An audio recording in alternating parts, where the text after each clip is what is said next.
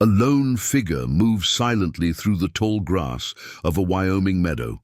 The morning mist hangs low, obscuring the details, but not the unmistakable shape of a wild bobcat. Its movements are cautious yet purposeful as it approaches something lying. Still in the distance. Before we jump back in, tell us where you're tuning in from. And if this story touches you, make sure you're subscribed, because tomorrow I've saved something extra special for you. The rising sun breaks through the clouds, illuminating the scene. A magnificent Mustang horse lies motionless on the ground, its chestnut coat still glistening despite the lack of life behind its eyes. Around it, the grass is trampled in a circle, signs of a struggle, or perhaps something more sinister. The bobcat pauses, ears twitching at sounds beyond human hearing. Then it does something remarkable. Instead of approaching the potential feast, it circles the fallen horse protectively, as if standing guard.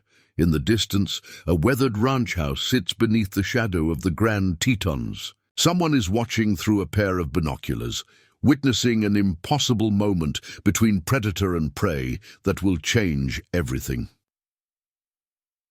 The year is 2023, and what unfolds next will challenge everything we understand about the natural world, human.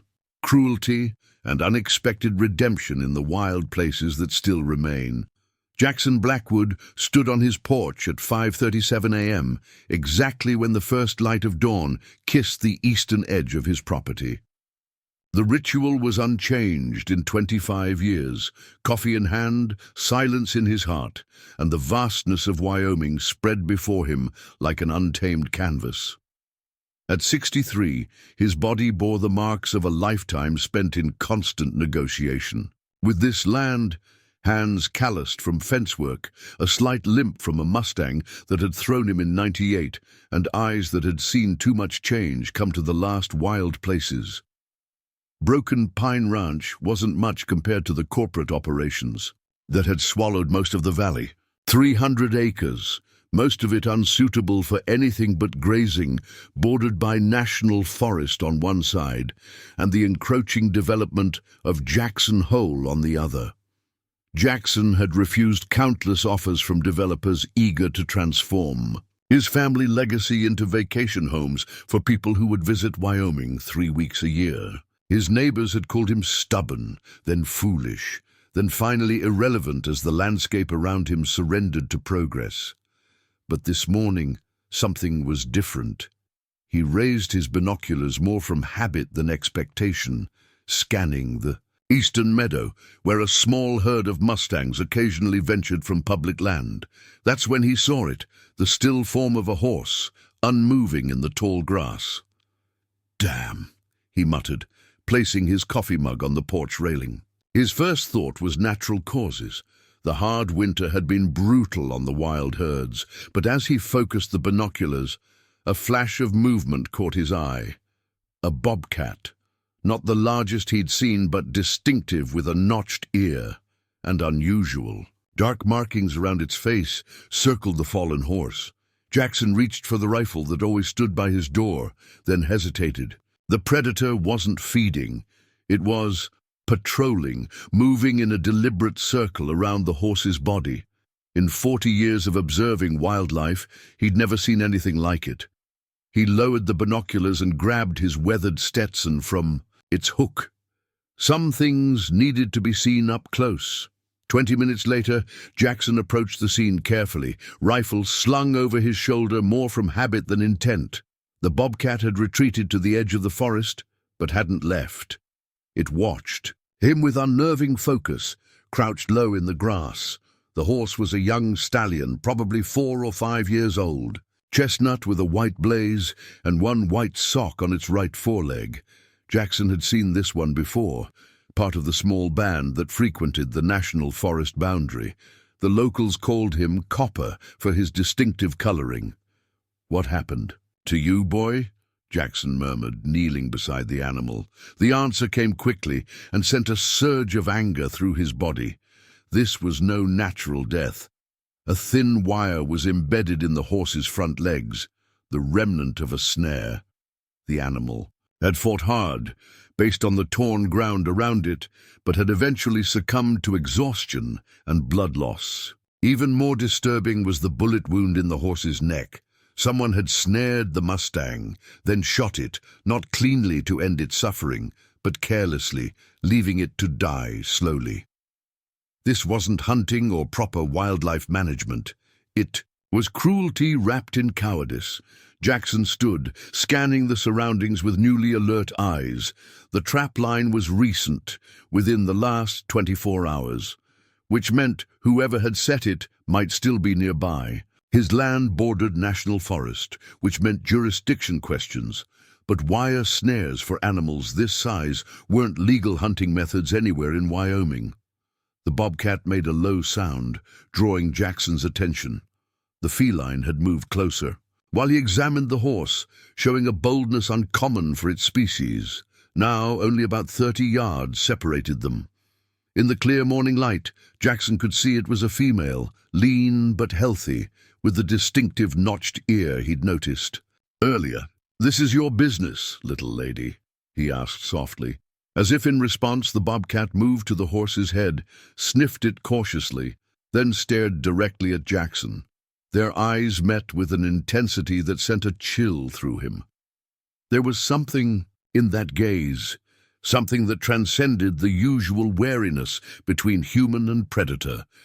The moment was broken by the distant sound of an engine. The bobcat vanished into the tall grass, though Jackson suspected she hadn't gone far. He straightened up, listening as the vehicle approached along the Forest Service road that bordered his property to the north. A green pickup emerged from the trees, U.S. Forest Service markings on its doors. It stopped about 50 yards away, and a woman in a ranger's uniform stepped out. She approached with the confident stride of someone comfortable in the backcountry. "Morning," she called. "Everything okay? Saw you from the road with what looks like a downed horse. Dr. Sarah Mitchell," she introduced herself, extending a hand when she reached him. "New wildlife biologist with the Forest Service. Started last month." Jackson shook her hand, noting the firm grip. "Jackson Blackwood. This is my land, but that horse isn't mine. Wild Mustang. Someone snared and shot it." Sarah's expression darkened as she knelt to examine the horse. Her movements were practiced and efficient, telling Jackson she'd done field examinations before. "This is recent, less than 24 hours, based on rigor and blood coagulation." She looked up at him. "You just found it this morning?" Jackson nodded. "From my porch. Was coming down to check when you drove up." She studied the wire snare with a scowl. "This isn't legal equipment for any season or species." She stood, dusting off her hands. "Mind if I take some photos for evidence? This is poaching, plain and simple." "Help yourself," Jackson said, stepping back. "There was a bobcat here too, female. Acting might be strange around the horse." Sarah paused, her interest clearly piqued. "Strange how?" "Standing guard almost. Not feeding. Just circling the carcass. Never seen anything like it." Sarah pulled out her phone and began documenting the scene. Bobcats are solitary and primarily nocturnal. One being active at dawn isn't unusual, but protecting a potential food source instead of consuming it, that's worth noting. As she photographed the horse and surrounding area, Jackson found himself studying the ranger. She was probably in her late 30s, with auburn hair pulled back in a practical ponytail. There was an intensity to her movements that spoke of someone who took her job seriously. "You're a fair piece from the usual Forest Service routes," he observed. "What brings you out this way?" Sarah finished her documentation before answering. "We've had reports of increased poaching activity in this section of the forest, mostly targeting predators, wolves, mountain lions, bears, but there have been a few incidents with the Mustang herds too." She gestured to the horse. "This fits the pattern, amateur work, probably trophy hunters who don't know what they're doing." "This is the first I've heard of it," Jackson said, frowning. "Why hasn't the Forest Service put out warnings to landowners?" Sarah's expression tightened slightly. That would be a question for my supervisor. I've only been here 4 weeks, but from what I understand, they've been keeping it quiet to avoid tipping off the poachers. Something in her tone suggested there was more to the story, but Jackson didn't press. He'd had enough dealings with government agencies to know when someone was choosing their words carefully. "Well, now you've got another case for your files," he said, gesturing to the fallen Mustang. "Question is, what happens next?" Sarah pocketed her phone. "I'll report it and document the GPS coordinates. Technically, since it's on your property, you could dispose of the carcass, but I'd like to bring a team back to collect it if you don't mind. Might be evidence we can use to build a case." Jackson nodded his agreement. As they spoke, a movement at the forest edge caught his attention. The Bobcat had returned, watching them with that same unsettling intensity. "Your friend is back," he said quietly, nodding toward the trees. Sarah turned slowly, her body language changing immediately. The casual professionalism gave way to focused interest as she observed the Bobcat. "That's WF-42, she said, almost to herself. "You know this." "Cat?" Jackson asked, surprised. Sarah nodded without taking her eyes off the animal. "She was part of a tracking study 2 years ago. That notched ear is where her tag was attached, but she lost it. The dark facial markings make her distinctive. Preparing and narrating this story took us a lot of time, so if you are enjoying it, subscribe to our channel. It means a lot to us. Now back to the story." The Bobcat held its position, seemingly unbothered by their presence, despite being within range of a decent rifle shot. "Study said she ranged about 40 miles north of here," Sarah continued. "If she moved territories, something significant disrupted her." Jackson watched the standoff between Ranger and Bobcat with growing curiosity. "You said WF-42. What's that stand for?" "Wildlife Female Love 42, Sarah answered, though the field team nicknamed her Shadow for her ability to disappear from tracking. She's unusually intelligent, even for a Bobcat." The Bobcat, Shadow, lowered herself to the ground, still watching them. The behavior was so atypical that Jackson found himself fascinated despite years of encounters with Wyoming wildlife. "She's not afraid," he observed. "No, she's not," Sarah agreed. "And that's what worries me. Either she's habituated to humans, which is dangerous for her. Survival, or what?" Sarah finally looked away from the Bobcat to meet his gaze. "Or she wants us to see something." The statement hung between them, bordering on the kind of anthropomorphism that serious biologists typically avoided. Yet there was something in Sarah's expression that suggested she wasn't speculating idly. "You think that Bobcat is trying to show us something?" Jackson asked skeptically. "I think animals are far more complex than we give them credit for," Sarah replied carefully, "especially when it comes to communication and intention." She turned back toward the forest edge, but the Bobcat had vanished again. "I need to report this and organize a team to collect the horse, but I'd like to come back, if you don't mind. Monitor the site, see if Shadow returns." Jackson considered the request. Under normal circumstances, he preferred his solitude and limited his interactions with government officials. But his instincts told him there was more to this situation than a simple case of poaching, and something about Sarah Mitchell's directness appealed to him. "I suppose that would be all right," he said finally, "but I want to be kept in the loop. This is my land, and if there's poachers working the boundary, I need to know." Sarah nodded. "Fair enough. I'll be transparent with what I find." She handed him a business card. "My direct number. Call if you see anything unusual or if Shadow comes back." As Sarah walked back to her truck, Jackson remained beside the fallen Mustang, contemplating the strange morning. 25 years on, this land had taught him to read the subtle signs of nature's rhythms. Something was out of balance here, beyond the obvious cruelty of the poached horse. When Sarah's truck disappeared around the bend, Jackson could have sworn he caught another glimpse of the Bobcat, watching from a different position at the forest edge. It was as if she was making sure he remained with the horse. "What are you up to?" he murmured, addressing the unseen predator. Only the wind answered, rustling through the tall grass in patterns that seemed almost deliberate, urging him to look closer, to see what was hidden in plain sight. Jackson Blackwood had never been one to believe in omens or signs, but as he stood beside the fallen Mustang, with the presence of the Bobcat still lingering like a shadow, he couldn't shake the feeling that he had stumbled into something much larger than a simple case of poaching. He knelt beside the horse once more, examining the ground with renewed attention. That's when he noticed something he'd missed before. A small impression in the mud near the horse's head. A paw print, but not from the Bobcat. This was canine, wolf perhaps, or a very large coyote. And beside it, barely visible, the outline of a boot print. Jackson sat back on his heels, pieces beginning to connect in his mind.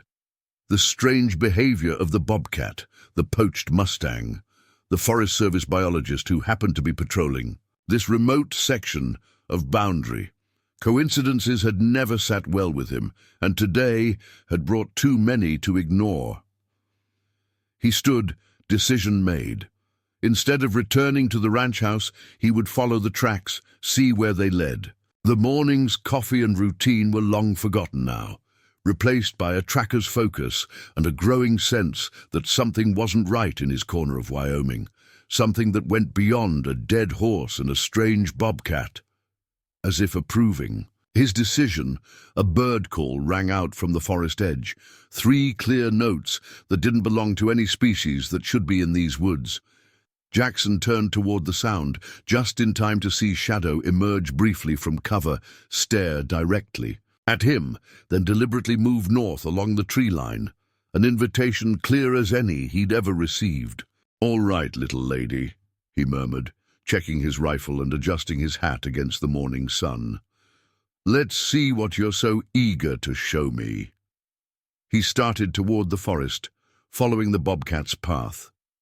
Behind him, the fallen Mustang lay still, in the meadow grass, its death the first thread in a mystery that would challenge everything Jackson thought he knew about the wild creatures that shared his land, and the humans who sought to control them. The forest swallowed Jackson as he crossed the boundary between his property and national forest land. The temperature dropped immediately under the dense canopy of lodgepole pines and Douglas firs, their towering forms blocking much of the morning sunlight. The transition always struck him as stepping into another world, one that operated by older, more primal rules than the human domain behind him. 20 yards in, he paused to get his bearings. The Bobcat, Shadow, as Dr. Mitchell had called her, was nowhere in sight, but Jackson hadn't survived 6 decades in Wyoming without learning to read the subtle language of the wilderness. Broken twigs, disturbed undergrowth, the silencing of birds in a specific direction, all pointed north, following the natural contour of the land toward a series of limestone ridges that marked the edge of his regular patrol routes. Jackson moved with the quiet efficiency of a man who'd spent a lifetime in these woods. Despite his age and the slight limp, he covered ground swiftly, pausing occasionally to verify he was still on the right trail. The boot prints he'd spotted near the Mustang reappeared intermittently where the ground was soft enough to hold impressions. Nurse, a man with a purposeful stride and heavy tread. Alongside them, the canine tracks continued. Too large for coyote, but with a gait different from the wolves he'd observed since their reintroduction to the region. An hour into the forest, Jackson stopped abruptly. Ahead, a small clearing opened up, and at its center stood Shadow. The Bobcat sat perfectly still, staring back at him with the same uncanny focus she'd shown at the Mustang site. When she saw that Jackson had spotted her, she stood, stretched, deliberately, and disappeared into the undergrowth on the far side of the clearing. "Playing tour guide, are you?" Jackson muttered, entering the clearing cautiously. The space wasn't natural. The trees had been cleared sometime in the past decade, their stumps now weathered and partially reclaimed by moss and fungi. A makeshift fire ring of stone sat. In the center, long and cold, but used relatively recently based on the ash color, Jackson knelt beside it, noting the remnants of what appeared to be small animal bones scattered around the perimeter. More concerning was what he found beneath. A half-rotted log at the edge of the clearing, an empty rifle cartridge. He picked it up, examining the brass in the filtered sunlight. 308 caliber, no markings to indicate military or law enforcement issue. Common hunting round, but the positioning was odd, hidden deliberately rather than carelessly ejected during a legitimate hunt. A soft sound from the forest edge reminded him that Shadow was waiting. Jackson pocketed the shell casing and continued following the Bobcat's lead, noting that they were heading deeper into the national forest, away from regular hiking trails and patrol routes. The terrain grew more challenging as they proceeded. The gentle slopes gave way to rockier ground as they approached the limestone ridges. Jackson checked his watch. Nearly 2 hours since he'd left the Mustang. He'd come farther than planned, but curiosity and a growing sense of unease drove him forward. Ahead, Shadow appeared again, this time on a rocky outcrop overlooking a narrow ravine. The Bobcat's posture had changed, more alert, ears swiveling to catch sounds from below. Jackson approached slowly, using the natural cover to avoid silhouetting himself against the morning sky. When he reached the edge, he understood why Shadow had brought him here. Below, nestled in a natural depression that would be invisible from aerial surveys, sat a small camp. 2 canvas tents, a larger canopy covering what appeared to be equipment, and a pen-like structure, constructed from portable fencing panels. Inside the pen, Jackson could make out several animals, at least 2 wolves, a young mountain lion, and what might have been a bear cub, though the distance made it difficult to be certain. "What the hell?" he whispered, reaching for his binoculars. The magnified view confirmed his suspicions. The animals were alive, but sedated or restrained in some way. Their movements were sluggish, uncoordinated. The wolves wore what appeared to be modified shock collars, and the mountain lion was muzzled with a contraption Jackson had never seen before. 2 men moved around the camp with the casual confidence of people who believed themselves unobserved. One was tall and lean, with the practiced movements of someone comfortable in the backcountry. The other was shorter, stockier, with the distinctive bearing of an ex-military, a walk Jackson recognized from his own service decades earlier. They wore no uniforms or identifying markers, but their equipment was high-end and specialized, not the gear of casual poachers or backwoods hunters. A satellite dish was mounted on a portable stand, and solar panels were arranged to catch the maximum sunlight through the forest canopy. Jackson watched as the taller man approached the pen, carrying what looked like scientific equipment, syringes, vials, and a tablet computer. He began systematically working with each animal, drawing blood samples and recording data. This wasn't poaching in any conventional sense. This was something else entirely, methodical, clinical, and completely illegal on federal land. A soft growl from Shadow pulled Jackson's attention away from the scene below. The Bobcat had moved closer, her eyes fixed not on the camp, but on something to their right. Jackson followed her gaze and felt his blood run cold, half concealed by a fallen tree. The distinctive shape of human remains was visible. From his position, Jackson could see only a portion, what appeared to be a boot and the lower part of a leg. But it was enough. Someone had died here, and based on the undisturbed nature of the surrounding area, they hadn't been found by authorities. The smart move would be to retreat immediately, contact the Forest Service, perhaps the county sheriff. But Jackson knew the response time to this remote location would give the men below ample opportunity to disappear, taking their evidence with them. His deliberation was interrupted by a new development in the camp. A 3rd man emerged from the larger tent, and through his binoculars, Jackson recognized him immediately, Dale Thornton, Regional Director for the Bureau of Land Management. The same man who'd been pressuring landowners like Jackson to sell their properties for wildlife corridor expansion over the past year. What was a high-ranking BLM official doing at an illegal wildlife camp deep in national forest land? Jackson adjusted his position slightly to get a better view, but in doing so dislodged a small rock that clattered down the ravine wall. The men below froze, looking up toward the source of the sound. The ex-military figure reached for a rifle leaning against one of the tents, while Thornton ducked back inside. Jackson pulled back from the edge, heart pounding. Shadow was already moving, silently retreating into the denser forest away from the camp. With little choice, Jackson followed, staying low and using the terrain for cover. Behind him, he heard voices and the sound of someone beginning to climb the rocky slope. "Check it out," a gruff voice called.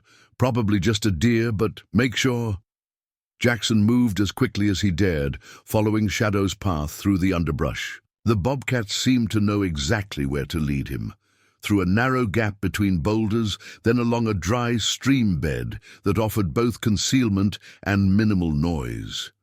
They'd covered perhaps a quarter mile when the sound of an engine starting echoed through the forest, an ATV or dirt bike from the sound of it. They were sending someone to patrol the perimeter. Shadow suddenly changed direction, darting up a steep embankment toward a cluster of fallen trees. Jackson followed, his old knees protesting the climb. The Bobcat disappeared into what appeared to be a solid wall of deadfall. But as Jackson approached, he discovered a narrow opening, a natural tunnel through the massive root ball of a toppled old-growth pine. "Smart girl," he murmured, squeezing through the tight passage.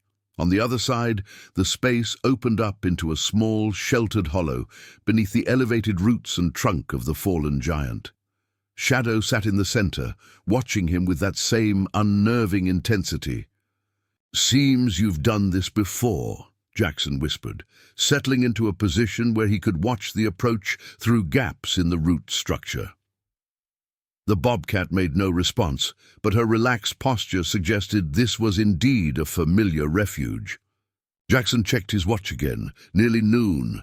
He'd been gone from the ranch for over 4 hours. If Dr. Mitchell returned with her team to collect the Mustang, she might wonder where he'd gone. The satellite phone in his pack would work even in this remote location, but using it now risked giving away their position if the searchers were close enough to hear. Better to wait until they'd moved on. For nearly an hour, Jackson and Shadow remained in their hiding place, listening as the ATV circled the area, sometimes coming close enough that Jackson could hear the driver's radio, crackling with updates. Finally, the sound faded as the vehicle moved away to the south. "Think they've given up on us?" Jackson asked Shadow, more to break the tension than expecting a response. To his surprise, the Bobcat stood and stretched, then moved to the entrance of their hideaway and looked back at him expectantly. "Not ready to call it a day, huh?" Jackson gathered his pack and rifle, muscles stiff from the extended stillness. "Lead on, then."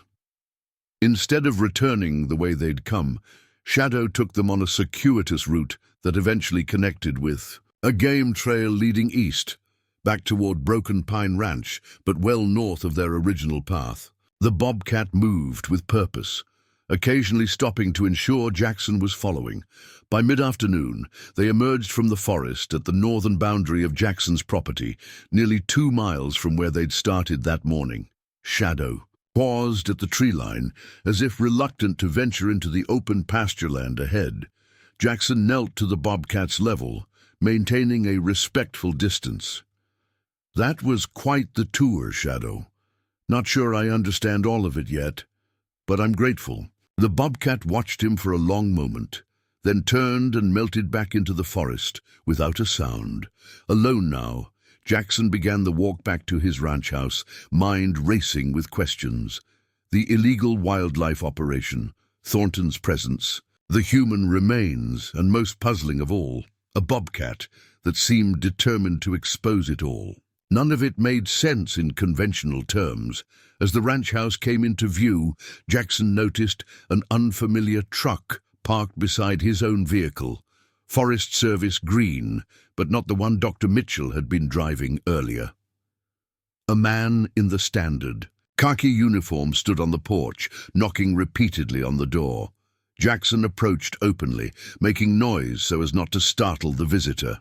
The man turned, mid-30s, crew-cut, with the over-starched look of someone relatively new to field. Work but high on the administrative ladder. "Can I help you?" Jackson called as he neared the house. "Mr. Blackwood?" The man straightened, adopting an official posture. "I'm Deputy Director Thomas Walsh, U.S. Forest Service. We received a report about a deceased Mustang on your property." Jackson climbed the porch steps, noting the man's clean boots and pressed uniform. Not someone who spent much time in the actual forest. "That's right. One of your biologists was here this morning. Dr. Mitchell said she'd be back with a team." Walsh's expression tightened slightly. "Yes, well, there seems to have been some miscommunication. Dr. Mitchell filed a preliminary report, but failed to follow proper protocols. I'll be handling the matter personally from here." Something in the man's tone set off warning bells in Jackson's mind. Is that so? Seemed to me she knew exactly what she was doing. "Dr. Mitchell is relatively new to our district," Walsh said dismissively. "She's still learning our procedures. Now, if you could show me to the animal in question?" Jackson studied Walsh carefully. The deputy director's demeanor was textbook bureaucratic, but his eyes kept scanning the property with too much interest for someone simply following up on a dead horse. "Sure thing," Jackson said, deciding to play along while he processed what he'd learned in the forest. "It's about a mile east, near the forest boundary. I'll drive us over in the UTV." As they walked toward the utility vehicle parked beside the barn, Jackson casually asked, "You work with Dale Thornton over at BLM much? Seems like your agencies would coordinate on something like this." The question was a shot in the dark, but Walsh's reaction was immediate. A slight stiffening of his shoulders, a quick glance at Jackson before he controlled his expression. "We collaborate with BLM on various initiatives," Walsh said carefully, "though I don't work directly with Director Thornton. Why do you ask?" "Just curious," Jackson replied, starting the UTV's engine. "He's been making noise about wildlife corridors in this area. Thought this might be related." Walsh settled into the passenger seat with visible discomfort. "This is a simple case of investigating a potential wildlife crime, Mr. Blackwood. Nothing more complicated than that." As they drove toward the eastern meadow, Jackson considered his options. Walsh's presence so soon after his discovery of the camp couldn't be coincidental. Either Dr. Mitchell's report had triggered unexpected interest, or someone at that camp had recognized Jackson and made calls to contain the situation. What troubled him most was Shadow's behavior. The Bobcat had deliberately shown him the camp, and the human remains. Animals didn't act that way without reason, particularly not notoriously solitary predators like bobcats. It suggested a level of intelligence and intention that defied conventional understanding of wildlife behavior. They created a small rise, and the meadow came into view. But the scene had changed dramatically. Where the Mustang had lain that morning, a group of people now worked with the efficiency of a well-practiced team. 2 Forest Service trucks and what appeared to be a wildlife transport vehicle were parked nearby. "Looks like your team beat us here," Jackson observed. Walsh frowned, clearly surprised. "That's not my team." As they approached, Jackson recognized Dr. Mitchell directing the operation. She looked up at the sound of the UTV, her expression shifting from concentration to wariness when she saw Walsh in the passenger seat. "Deputy Director," she acknowledged coolly as they stopped. "I wasn't expecting you in the field today." "Clearly," Walsh replied, his tone clipped. "You failed to follow standard evidence collection protocols, Dr. Mitchell. This case required proper channels and senior approval before removal of the specimen." Sarah straightened, meeting his gaze directly. With respect, sir, the protocols for suspected poaching on private land adjacent to federal property are quite clear. As the responding officer, I made the determination that timely collection was necessary to preserve evidence. Their standoff had the feeling of a longer-running conflict, with the dead Mustang merely the latest battlefield. The other team members had paused in their work, watching the exchange with poorly concealed interest. Jackson stepped between them. "The horse is on my land, and I gave Dr. Mitchell permission to remove it. That should cover your protocols, shouldn't it?" Walsh turned to Jackson, his professional mask slipping just enough to reveal genuine anger. "Mr. Blackwood, you don't understand the complexities." "I understand that someone illegally killed a wild Mustang on my property," Jackson interrupted. "And Dr. Mitchell here is doing her job by investigating it. What exactly is your objection?" The direct challenge left Walsh momentarily speechless. Sarah used the opening to continue her work, gesturing for her team to resume the careful documentation and preparation of the horse for transport. "We've found additional evidence since this morning," she told Jackson, deliberately including him while excluding Walsh. "The wire snare has manufacturing markers that might help identify its source, and the bullet—" She stopped abruptly, glancing at Walsh. "The bullet?" Jackson prompted. "Is a match for some other recent poaching cases," she finished, her tone professional, but her eyes conveying something more significant. Walsh had recovered his composure. "This is precisely why proper procedures exist, Dr. Mitchell. You're making connections to ongoing investigations without authorization. This will be noted in your performance review."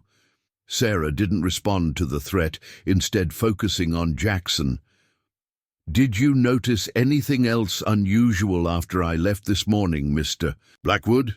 Jackson felt the weight of his discoveries in the forest. The camp, Thornton's presence, the human remains, and most of all, Shadow's deliberate guidance. Something much larger than a poached Mustang was unfolding, and he needed to decide how much to reveal and to whom. Walsh was watching him closely, waiting for his answer. The tension in the meadow was palpable, broken only by the distant cry of a hawk circling overhead. At the forest edge, a flicker of movement caught Jackson's. The Shadow had returned, watching the scene from the cover of the trees. Her presence felt like a sign, thinking of what he couldn't yet say. "Mr. Blackwood?" Sarah prompted. "Did you find something else?" Jackson made his decision. "As a matter of fact, I did. But I think it might be something better discussed with the county sheriff present. No offense to the Forest Service, but when it comes to certain discoveries, local law enforcement should be involved from the start." Walsh's face flushed. "What exactly are you implying, Mr. Blackwood?" Jackson met his gaze steadily. "I'm not implying anything, Deputy Director. I'm stating a fact, and the fact is, there's more to this dead horse than meets the eye. Much more." The declaration hung in the air between them, a challenge and a warning combined. Whatever was happening in the forests surrounding Broken Pine Ranch, Jackson Blackwood had just placed himself squarely in the middle of it, guided by a bobcat that seemed determined to expose secrets some very powerful people wanted to keep buried. Sheriff Megan Carter arrived at Broken Pine Ranch with the efficiency of someone who'd spent 15 years patrolling Teton County's vast wilderness. Her cruiser kicked up dust as it came to a stop beside the cluster of vehicles already gathered in Jackson's front yard. Unlike Deputy Director Walsh's pressed uniform and spotless boots, Sheriff Carter wore the practical gear of someone who regularly navigated the backcountry. Scuffed hiking boots, tactical pants with reinforced knees, and a service weapon positioned for actual use rather than ceremony. "This is quite the gathering, Blackwood," she remarked as she approached the porch where Jackson, Sarah, and a visibly agitated Walsh waited. "Your call mentioned potentially human remains." Jackson had known Megan Carter since she was a rookie deputy. Her father had been sheriff before her, and the Carter family had ranched in the valley for 3 generations before selling to developers. a decision Jackson suspected Megan still regretted. She was straightforward, pragmatic, and notably immune to bureaucratic intimidation. That's right, Jackson confirmed. Found them while tracking some suspicious activity in the National Forest. About 4 miles northwest of here, near the limestone ridges. Walsh stepped forward. Sheriff, this is clearly a Forest Service matter. Mr. Blackwood discovered a poached Mustang this morning, which we're already investigating. Whatever else. He thinks he saw— I know what I saw, Jackson interrupted. Human remains near an illegal camp, with captive wildlife and BLM Regional Director Thornton in attendance. That sounds like a simple poaching case to you, Deputy Director? Sheriff Carter's expression remained neutral, but her eyes sharpened with interest. BLM Director Thornton, you're certain? Known him for 20 years, Jackson confirmed. It was him. Walsh's face had drained of color. These are extremely serious allegations, Mr. Blackwood. Connecting a federal official to illegal activity without evidence is— That's why I called the sheriff, Jackson cut in. So we can get proper evidence before anyone has a chance to clean up the scene. Sheriff Carter nodded. Decision made. I'll need you to show me this site immediately, Mr. Blackwood. Dr. Mitchell, I'd appreciate your expertise as well. Given. The wildlife component. Now wait just a minute, Walsh protested. Dr. Mitchell is under my supervision and I haven't authorized— I'm invoking mutual aid, Carter interrupted smoothly. Under County Statute 17.4, local law enforcement can request assistance from federal agencies in cases involving potential loss of human life. Since Mr. Blackwood is reporting human remains on federal land, that statute applies. The legal maneuver silenced Walsh momentarily. Sheriff Carter used the opportunity to continue organizing. I've got 2 deputies on standby. We'll take 4-wheelers up as far as we can, then proceed on foot to minimize alerting anyone at this camp. Sarah stepped forward. Sheriff, there's something else you should know. The Bobcat Mr. Blackwood mentioned, Shadow, has been exhibiting highly unusual behavior.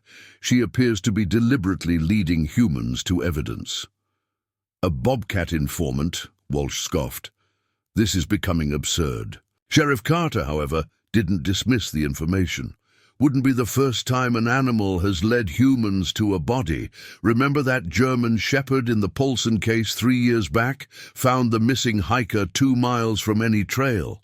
This is different, Sarah insisted. Shadow was part of our cognitive studies program before funding was cut. She demonstrated problem-solving abilities well beyond normal parameters for her species. Wait, Jackson interjected. Cognitive studies? You said she was part of a tracking program. Sarah hesitated, glancing at Walsh before apparently deciding that full disclosure was necessary. The official documentation lists it as a tracking study. The actual research involved interspecies communication and elevated problem-solving in apex predators. Shadow wasn't just tagged, she was trained. Walsh's expression darkened further. That program was terminated and all related documentation classified, Dr. Mitchell. You're treading on restricted information. The program was publicly defunded, Sarah corrected, but never officially terminated. And given what's happening, I think we're well past worrying about classification protocols. Sheriff Carter raised a hand to pause the escalating tension. Let's focus on the immediate concern, possible human remains and an illegal wildlife operation. We can sort out the bureaucratic issues later, she turned to Jackson. How confident are you that you can find this camp again? I can find it, he assured her. But there's another option that might be less conspicuous. Shadow seemed to know exactly where she was going. If we start at the Mustang site, there's a chance she's still monitoring the area. You want to follow a wild bobcat to a crime scene? Walsh's tone made his opinion of the suggestion clear. She's not entirely wild, Sarah countered. And if she's still exhibiting trained behaviors from the cognitive program, she might be our best guide. Sheriff Carter considered this for a moment, then nodded. We'll try both approaches. My deputies and I will follow Mr. Blackwood's route. From this morning, Dr. Mitchell, you and one deputy can check the Mustang site to see if the Bobcat reappears. Deputy Director, you're welcome to accompany either team or remain here to coordinate any Forest Service resources you feel are appropriate. The diplomatic offering gave Walsh a chance to save face while effectively removing him from the main investigation. His tight expression suggested he recognized the maneuver, but could find no reasonable way to object. "I'll coordinate from here," he said stiffly, "but I want it on record that the Forest Service has jurisdiction over any evidence found on federal land." "Duly noted," Sheriff Carter replied. "Let's move before we lose daylight." As the others prepared equipment and established radio protocols, Jackson found himself momentarily alone with Sarah on the porch. "You didn't mention the cognitive studies this morning," he observed quietly. "I couldn't," she replied, checking her field pack. "The program is politically sensitive. Walsh and his superiors wanted it buried after the ethics questions arose." "Ethics questions?" Sarah paused her preparations. "Some of the methods used to enhance cognitive function in the test subjects were controversial, and some of the results were too successful, raising concerns about creating predators with intelligence levels that could pose unique threats to human activities in wilderness areas. Like a bobcat that understands evidence," Jackson suggested. "Exactly. Shadow wasn't the only subject, but she was by far the most responsive to the training. After funding was cut, most of the animals were relocated to wilderness areas far from their original territories. Shadow was supposed to be moved to Yellowstone's interior, but she disappeared during transport and showed up here, finding a dead horse and human remains that just happened to connect to people trying to buy land in this valley," Jackson noted. "That's one hell of a coincidence." Sarah met his gaze directly. "I don't believe in coincidences that big, Mr. Blackwood." Before Jackson could respond, Sheriff Carter approached, now equipped with a tactical vest and GPS unit. "We're ready to move out. Dr. Mitchell, Deputy Lewis will accompany you to the Mustang site. Mr. Blackwood, you're with me, and Deputy Ramirez." Within 20 minutes, Jackson found himself in the forest again, this time leading a small but well-armed team toward the mysterious camp. The afternoon sun filtered through the canopy, creating a dappled pattern of light and shadow that made the forest seem both peaceful and somehow ominous. "Tell me more about what you saw at this camp," Sheriff Carter requested as they navigated a particularly dense section of underbrush. Jackson described the scene in detail: the captive wildlife, the scientific equipment, Thornton's presence, and the partial human remains. The sheriff listened without interruption, her expression growing more grave with each new detail. "And you're certain about the identity of the remains?" she asked finally. "Only saw part of a leg," Jackson admitted. "But it was human, no question. Boot was still on the foot." Deputy Ramirez, a former search and rescue specialist, spoke up. "Could be a hiker who had an accident. These ridges are treacherous if you don't know them." "Maybe," Jackson conceded. "But hikers don't usually end up half-buried next to illegal wildlife operations, with federal officials in attendance." "Point taken," Ramirez acknowledged. They continued in silence for another mile before Sheriff Carter's radio crackled to life. Deputy Lewis's voice came through, tense but controlled. "Sheriff, we've got a situation at the Mustang site. The Bobcat has appeared, but she's not alone. Dr. Mitchell says it's one of the wolves from the camp Mr. Blackwood described, wearing what appears to be a modified shock collar." "Is the wolf aggressive?" Carter asked immediately. "Negative. It's keeping its distance, but clearly accompanying the Bobcat. Dr. Mitchell believes they're trying to lead us somewhere." "Permission to follow?" Carter exchanged glances with Jackson, who nodded his agreement. "Permission granted, but maintain safe distance and constant communication. If either animal shows any sign of aggression, withdraw immediately." "Copy that." Moving northeast from the Mustang site, following the game trail toward the ridgeline, Sheriff Carter lowered her radio. Sounds like they might be converging on the same location from a different approach. Let's pick up the pace.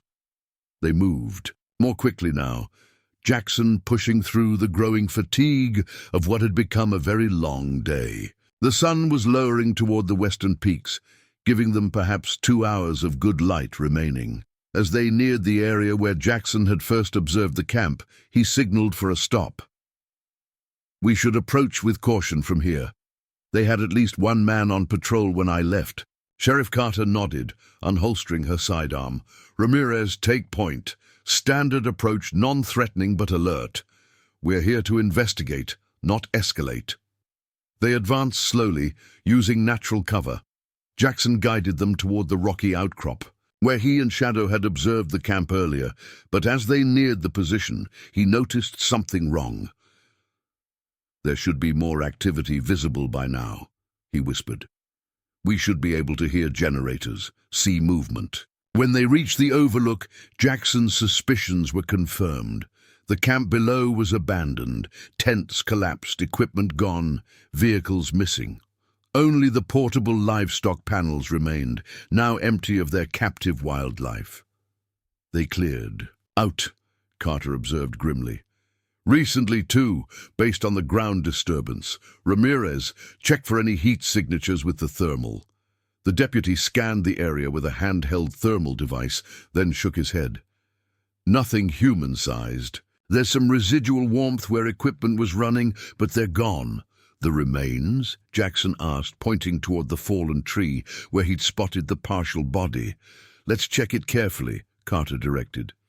They descended into the ravine, approaching the abandoned camp with weapons ready, despite the apparent evacuation. Ramirez secured the perimeter, while Carter and Jackson moved toward the location of the remains.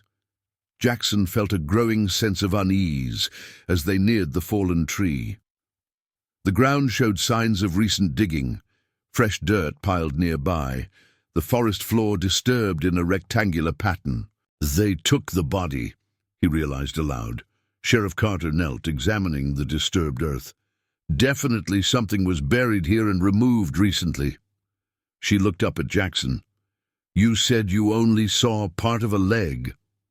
"That's right. Boot and lower leg, partially concealed by the tree." Carter nodded thoughtfully, consistent with a shallow burial that became partially exposed over time. Wild animals might have disturbed it initially. "Wild animals like a particularly intelligent bobcat?" Jackson suggested. "Possibly." Sheriff Carter stood brushing dirt from her knees. "Let's document everything before they come back to clean up more thoroughly." For the next 30 minutes, they photographed and collected what evidence remained. Soil samples from the burial site, discarded packaging from scientific equipment, and most significantly, a damaged tablet computer that had been overlooked in the hasty evacuation. Sheriff Carter sealed the tablet in an evidence bag. "If we're lucky, our tech team can recover data from this." Her radio activated again. "Sheriff, this is Lewis. We're approaching what appears to be the camp location from the northeast. The animals are leading us along a ridge that overlooks a ravine." "We're already at the site," Carter replied. "The camp has been evacuated, but we're collecting evidence." "Approach with caution. We don't know if they left anyone behind to monitor." "Copy that. The wolf just took off running toward your location. Shadow is staying with us, moving more cautiously." Carter holstered her radio. "Let's finish up here and establish a secure perimeter before—" A sharp crack echoed through the ravine, the unmistakable sound of a high-powered rifle. All three dropped instinctively, seeking cover. "Sniper!" Ramirez called out, positioning himself behind a boulder. A second shot followed, this one kicking up dirt near where Jackson had taken cover behind the remains of a tent frame. Sheriff Carter activated her radio. "Lewis, shots fired at our position. Fall back and call for backup." Jackson calculated the trajectory based on the impact points. "Shooters on the western ridge," he reported, his combat instincts from decades earlier resurfacing. "Using the sun to his advantage." A third shot struck near Sheriff Carter's position, forcing her deeper into cover. The precision of the shooting suggested a professional marksman, not a panicked poacher. "They're pinning us down until dark," Carter assessed. "Once the light fails, they'll move in." Jackson surveyed their surroundings, looking for options. The camp's position in the ravine had seemed ideal for concealment earlier, but now served as a perfect kill zone. Limited cover, restricted movement, and only two viable exit routes, both exposed to the sniper's position. "We need a distraction," he decided, reaching for his rifle. "What are you planning?" Carter asked, recognizing the determined look in his eyes. "Give me covering fire on my signal. I'll draw his attention while you and Ramirez move toward the eastern slope. There's better cover there and a route back to the main trail." Carter shook her head. "Too risky. We hold position and wait for—" "Back up! Back up won't get here before dark," Jackson countered. "And I don't think we want to meet whoever's coming to clean up the last of their evidence." Before Carter could respond, a new sound joined the tension-filled silence between shots, the deep, throaty growl of a wolf. From their position, they could see the escaped wolf from the camp, now positioned on a ledge above and behind the sniper's location. What happened next defied conventional wildlife behavior. The wolf began deliberately dislodging rocks, creating a cascade of noise and movement that drew the sniper's attention away from the ravine. "Is that wolf creating a diversion?" Ramirez asked incredulously. "Take it," Jackson urged Sheriff Carter. "This might be our only chance." Carter nodded sharply. "Move on 3. 1, 2, 3. They broke from cover simultaneously, racing toward the eastern slope as the wolf continued its disruptive activity above the sniper. A hasty shot rang out, wide of its mark, as the shooter divided his attention between the wolf and his escaping targets. As they reached the tree line at the ravine's edge, Jackson glanced back in time to see Shadow appear on the same ridge as the wolf, the two predators working in apparent coordination to harass the shooter. "I've never seen anything like that," Carter admitted, as they caught their breath in the relative safety of the dense forest. "Those animals are working together strategically." Dr. Mitchell's cognitive program might have been more successful than anyone realized, Jackson suggested. They regrouped with Deputy Lewis and Sarah at a predetermined rendezvous point half a mile east of the camp. Sarah's expression was a mixture of scientific fascination and deep concern as Jackson described the animal's intervention. Cooperative hunting strategies between different predator species are almost unheard of in nature, she explained. "But if the research program established cross-species communication methods, you're saying these animals were taught to work together?" Sheriff Carter asked. "Not exactly. The program focused on problem-solving and recognizing human behaviors as part of environmental threats. Shadow was exceptional at pattern recognition, including identifying human activities that didn't belong in natural settings, like illegal wildlife captivity and human remains," Jackson suggested. "Precisely, and if she maintained contact with other test subjects after escaping during transport—" Sheriff Carter's radio interrupted with news that backup was en route, including county tactical units and state wildlife officials. As they coordinated the response, Jackson found himself watching the forest edge, half expecting Shadow to reappear. "What happens to the animals?" he asked Sarah quietly. "After all this is over," her expression grew troubled. "Officially, any escaped research subjects would be recaptured and either contained or euthanized. They know too much about human operations to be considered safe in the wild." The thought settled heavily in Jackson's chest. Shadow had risked her own safety to expose a criminal operation, one that apparently involved high-ranking government officials willing to kill to protect their secrets. The idea that she would be rewarded with a cage or death sentence seemed profoundly unjust. "That won't happen," he stated with quiet certainty. "Not on my land." Sarah studied him for a long moment. "You realize that harboring them would make You a target of the same people who just tried to kill you? Jackson looked toward the mountains that had been his home for over 6 decades. Some things are worth protecting, Dr. Mitchell, even if it comes with a price. As the sun dipped below the western peaks, casting long shadows across the forest, Jackson Blackwood made a silent promise to the unusual Bobcat that had chosen to involve him in this dangerous game. Whatever secrets lay buried in these mountains, whatever powerful interests were at stake, he would see this through to the end. For Shadow, for the murdered Mustang, and for the wild places that deserved better protection than bureaucrats with hidden agendas could provide. In the distance, a wolf howled, not the mournful call of a lone predator, but the sharp, purposeful signal of a sentinel on watch. The battle for truth had only just begun. Night had settled over Broken Pine Ranch by the time Sheriff Carter's expanded team departed. The ranch house, usually a place of solitude for Jackson, now felt like the eye of a storm. Yellow crime scene tape cordoned off the eastern meadow where the Mustang had been discovered. Additional deputies patrolled the property boundaries, and a county tech specialist had set up equipment in Jackson's living room to analyze the damaged tablet recovered from the abandoned camp. Jackson stood on his porch, coffee mug in hand, despite the late hour, watching the flashing lights of the last departing vehicles disappear down his access road. Only 2 official vehicles remained: Sheriff Carter's cruiser and Dr. Mitchell's Forest Service truck. The sheriff had insisted on maintaining a protective presence overnight, concerned that whoever had targeted them at the ravine might decide to eliminate witnesses.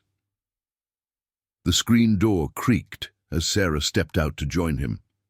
She'd spent the past hour on a satellite phone, navigating bureaucratic labyrinths to secure official permission to remain on site as the wildlife expert assigned to the case. "Walsh is furious," she reported, leaning against the porch railing.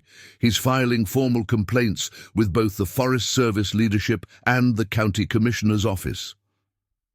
"Let me guess," Jackson replied. "He wants jurisdiction over the investigation transferred entirely to federal authorities." "That's the official request. Unofficially, I think he's trying to bury evidence before it leads back to Director Thornton and whoever else is involved." Sheriff Carter emerged from the house, having changed from her tactical gear into more comfortable attire, though Jackson noticed her sidearm remained holstered at her hip. "The tech team confirmed what we suspected," she announced. "That tablet was deliberately damaged, but not completely wiped. They've recovered fragments of files, research data on wildlife cognitive enhancement, GPS coordinates of multiple sites across 4 states, and partial communications between someone identified only as Project Lead and various government agencies." "Any direct connection to Thornton?" Jackson asked. Carter shook her head. "Nothing explicit yet. They're still working on recovering corrupted files. But there's something else, reference to something called Project Genesis, with multiple mentions of accelerated adaptation and wilderness intelligence networks." "That aligns with what I know of the Cognitive Research Program," Sarah said. "The public-facing project focused on understanding predator decision-making to better manage human-wildlife conflict. The classified aspects explored something more ambitious, creating environmentally responsive sentinels that could identify and react to threats to wilderness ecosystems." "You're talking about weaponized wildlife," Jackson observed grimly. Sarah winced at the phrasing but didn't dispute it. The ethical boundaries were flexible. Some researchers believed they were creating a new paradigm for environmental protection, apex predators with enhanced problem-solving abilities that could identify and interfere with illegal activities like poaching or resource extraction. Sheriff Carter's expression reflected deep concern. And if these animals escaped containment? That was the primary fear that led to the program's official defunding, Sarah admitted. The subjects demonstrated unexpected levels of intelligence, including tool use, cooperative problem-solving across species lines, and most worryingly, an increasing ability to anticipate human behaviors and develop countermeasures. Like creating diversions during a sniper attack, Jackson noted. Exactly. But what we're seeing with Shadow goes beyond even the most advanced documented results. She's not just reacting to threats, she's systematically gathering allies and exposing a complex criminal operation. That suggests either continued evolution of her capabilities or someone is still running the program unofficially. Carter finished. A distant howl broke the momentary silence, followed by another from a different direction. The wolves were communicating, establishing positions around the ranch perimeter. They're setting up a patrol circuit, Sarah observed, her professional interest momentarily overriding her concern. Classic predator territory monitoring, but with strategic positioning relative to human approach routes. Are we being protected or watched? Jackson wondered aloud. Perhaps both, Sarah suggested. The cognitive enhancement focused on distinguishing between different human activities and intent. They may be evaluating us as potential allies against a common threat. Sheriff Carter shook her head, clearly struggling with the implications.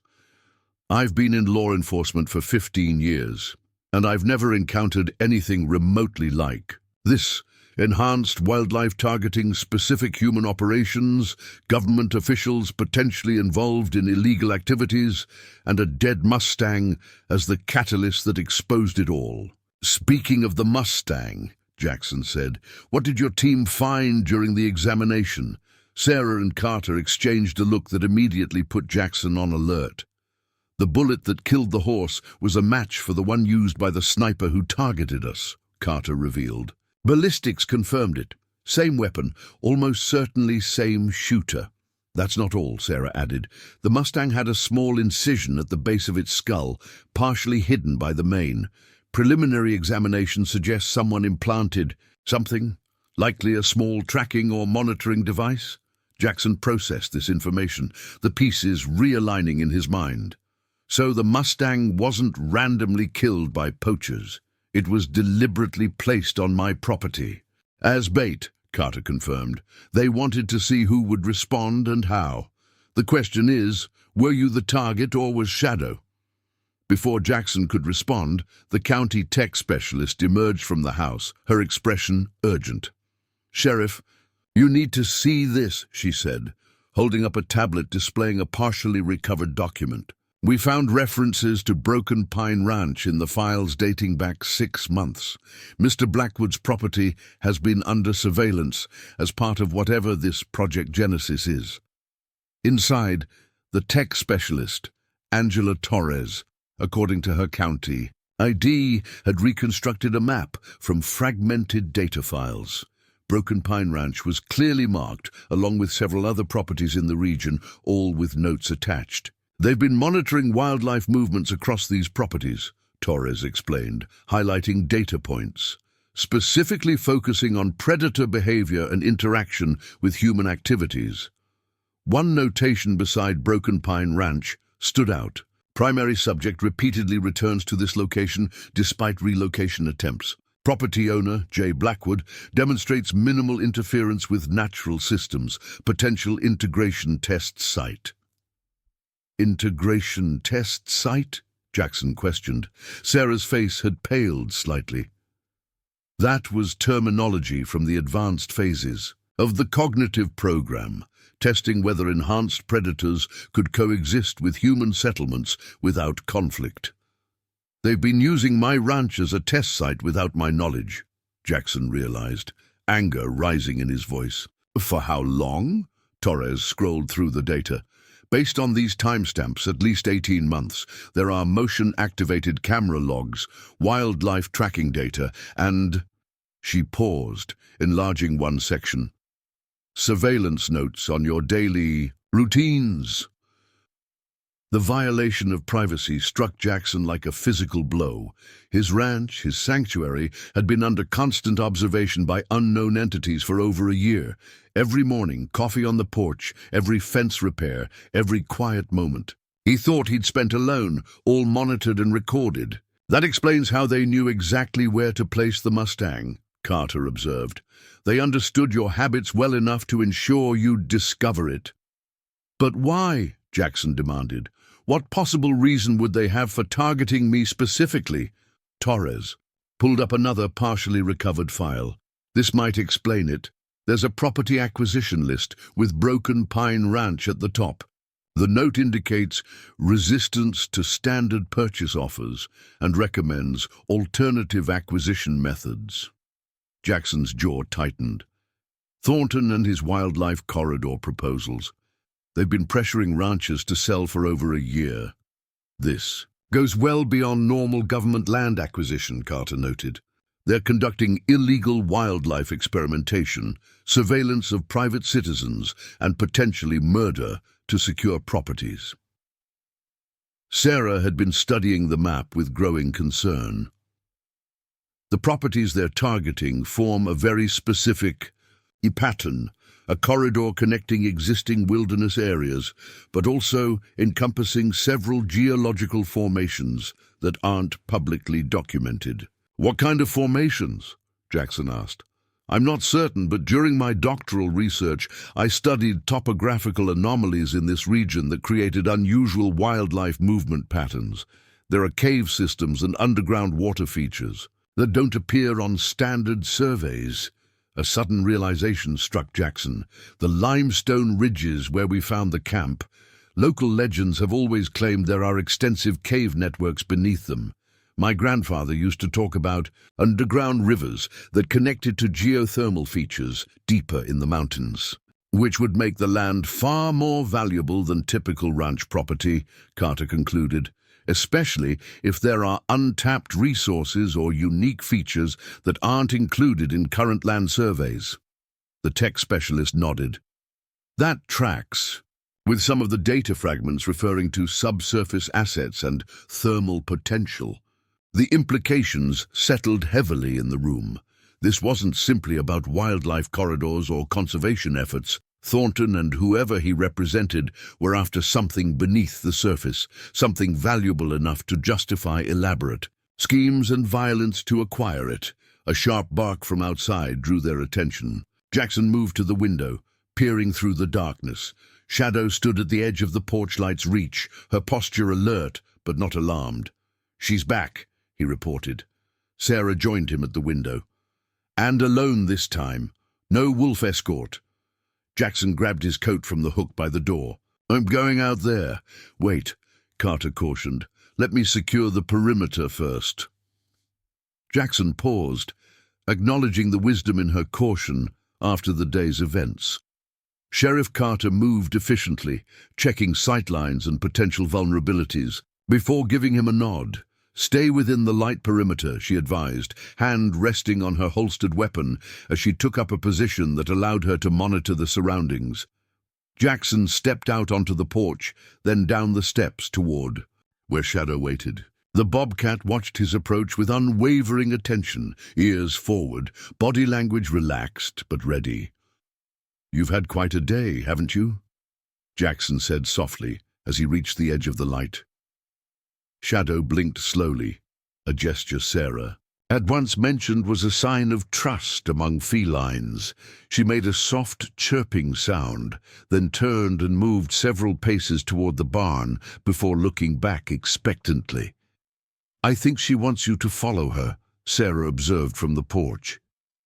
Jackson glanced at Sheriff Carter, who nodded reluctantly. Stay within sight of the house, she instructed. Dr. Mitchell, go with him. I'll cover it from here. Sarah grabbed a flashlight and joined Jackson as they followed Shadow toward the barn. The Bobcat maintained a consistent distance, pausing, occasionally to ensure they were still following. The barn door stood partially open, though Jackson was certain he'd closed it earlier. Shadow slipped inside through the gap, disappearing into the darkness. Careful, Carter called from her position. Could be a trap. Jackson drew his sidearm, a precaution that felt necessary after the day's events, while Sarah directed, her flashlight beam through the door. They entered slowly, scanning the familiar space for any signs of intrusion. The beam caught a reflection of eyes, not shadows, but something larger. In the back stall, where Jackson normally kept hay and equipment, a massive form shifted in the darkness. "That's one of the wolves from the camp," Sarah whispered, her flashlight illuminating the distinctive shock collar still attached to the animal's neck. The wolf wasn't alone. As they advanced cautiously into the barn, their lights revealed two more figures. Another wolf, smaller than the first, and curled beside it, a bear cub, no more than a few months old. "They've brought the captive animals here," Jackson realized. Shadow reappeared, moving to sit beside the larger wolf in a display of cross-species cooperation that defied conventional wildlife behavior. The assembled predators watched Jackson and Sarah with collective intelligence that sent a chill down Jackson's spine. "They're seeking sanctuary," Sarah breathed, her scientific objectivity momentarily overwhelmed by the unprecedented scene before them. The larger wolf stood, approaching cautiously. Jackson maintained his position, instinct telling him to remain still rather than retreat. The wolf stopped a few feet away, then lowered its head to reveal the shock collar. "It wants us to remove the collar," Sarah interpreted, her voice barely. Above a whisper, Jackson slowly holstered his weapon and knelt to the wolf's level. "Can you do it safely?" Sarah nodded, retrieving a multi-tool from her pocket. "If it will let me approach. These collars aren't designed to be easily removed. They're meant to be permanent control devices." She moved forward with extreme caution, talking softly to the wolf in a soothing tone. To Jackson's amazement, the predator remained perfectly still as Sarah examined the collar. "This is advanced technology," she murmured as her flashlight illuminated the device. "Neural interface components, not just standard shock mechanisms. This goes far beyond anything used in legitimate wildlife management." Working carefully, she located the locking mechanism and began to disassemble it. The wolf's patience was remarkable, further evidence of intelligence beyond natural parameters. When the collar finally came free, the wolf shook its head vigorously, then backed away to rejoin its companions. Shadow approached again, this time carrying something in her mouth, which she deposited at Jackson's feet. It was a small memory card, the kind used in digital cameras or phones. "Where did she get that?" Sheriff Carter asked from the barn entrance. Having followed when they didn't return promptly, Jackson carefully picked up the memory card. "I think our friend has been collecting evidence." Back in the house, Torres inserted the memory card into her equipment. The files populated her screen. Dozens of images and videos, all apparently taken from wildlife cameras positioned throughout the national forest.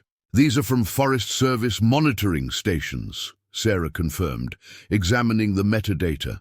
"Standard equipment for tracking wildlife movements." The images told a disturbing story: systematic capture of predator species, transport to the camp they'd discovered, and documentation of what appeared to be surgical procedures performed on the animals. More damning were several clear photos of Dale Thornton observing these operations, accompanied by individuals in military-style uniforms without identifying insignia. "This is massive," Sheriff Carter stated, scrolling through the evidence. "Illegal wildlife trafficking, unauthorized medical procedures, misuse of government resources, and given the human remains you discovered, potentially murder." One video clip showed a confrontation between two men at the camp, Thornton and an unidentified individual in hiking gear. The argument became heated, with the hiker gesturing angrily toward the captive animals before Thornton signaled to someone off camera. The video ended abruptly. "That could be our victim," Carter suggested grimly. "The question is, how did Shadow access these cameras and retrieve this memory card?" Sarah wondered aloud. "The cognitive enhancement program never included technological interaction. At this level, Jackson had been silent, processing the implications of everything they'd discovered. "What if that's not all they did to these animals?" he finally asked. "You mentioned neural interfaces in those collars. Could they have implemented more permanent modifications?" Sarah's expression grew troubled. "Theoretically, yes. There were proposals for direct neural augmentation that were rejected as ethically problematic. But if Thornton and whoever he's working with continued the research off the books, they've created something they can't control," Jackson concluded, "and now their test subjects are fighting back." Outside, the wolves howled again, closer this time, more of them joining in a coordinated chorus that echoed across the valley. The sound carried both warning and challenge, a declaration that the wild would not surrender quietly to human manipulation. Sheriff Carter's radio crackled with an urgent report from her deputies at the property perimeter. Multiple vehicles approaching from the North Access Road, no headlights, at least 3, possibly military-grade, based on engine sound. Carter immediately shifted to tactical response. "Torres, secure that evidence and prepare for emergency. Transmission to our secure server. Dr. Mitchell, Mr. Blackwood, we need to move now." Jackson peered out the window toward the northern approach. In the distance, he could make out the dust cloud rising in the moonlight as vehicles moved rapidly. "Toward his ranch. They're coming to clean up loose ends," he stated grimly. "All of them." The howling intensified, now coming from multiple directions as the wolves appeared to be moving to intercept the approaching threat. Shadow reappeared on the porch, her posture urgent as she pawed at the door. "I think our allies have a plan," Sarah observed, her scientific detachment giving way to growing admiration for the animal's strategic thinking. Jackson reached for his rifle, the weight familiar in his hands as he prepared to defend his home and the unusual refugees who had sought his protection. Whatever secrets lay beneath his land, whatever forces Thornton had aligned against them, one thing was becoming increasingly clear. The alliance between humans and enhanced wildlife was creating something unprecedented, a form of resistance that neither side could achieve alone. "Let them come," Jackson said quietly, checking his ammunition. "They think they're hunting us. They're about to discover they're wrong." "Get the evidence to your vehicle," Jackson instructed Torres as he positioned himself at the front window. "Sheriff, what's your backup situation?" Carter was already on her radio, calling in reinforcements. "Nearest units are 20 minutes out. State police could deploy a helicopter, but that's at least 40 minutes away." "We won't last 40 minutes, Jackson stated grimly, assessing their tactical situation with the clarity of someone who'd seen combat decades earlier. "Not if they're bringing the same caliber of operators they had at the camp." Sarah joined him at the window, peering into the darkness. "The animals are mobilizing," she observed, pointing to shadowy forms moving with purpose around the property perimeter. "They're establishing defensive positions. Can they really understand what's happening?" Carter asked, professional skepticism warring with what she'd witnessed throughout the day. "The neural interface technology I saw in that collar," Sarah began, then shook her head. "It's beyond anything publicly acknowledged in scientific literature. But yes, I believe they comprehend the threat and are coordinating a response." Torres emerged from Jackson's office, equipment packed and secured. "Evidence is backed up and encrypted.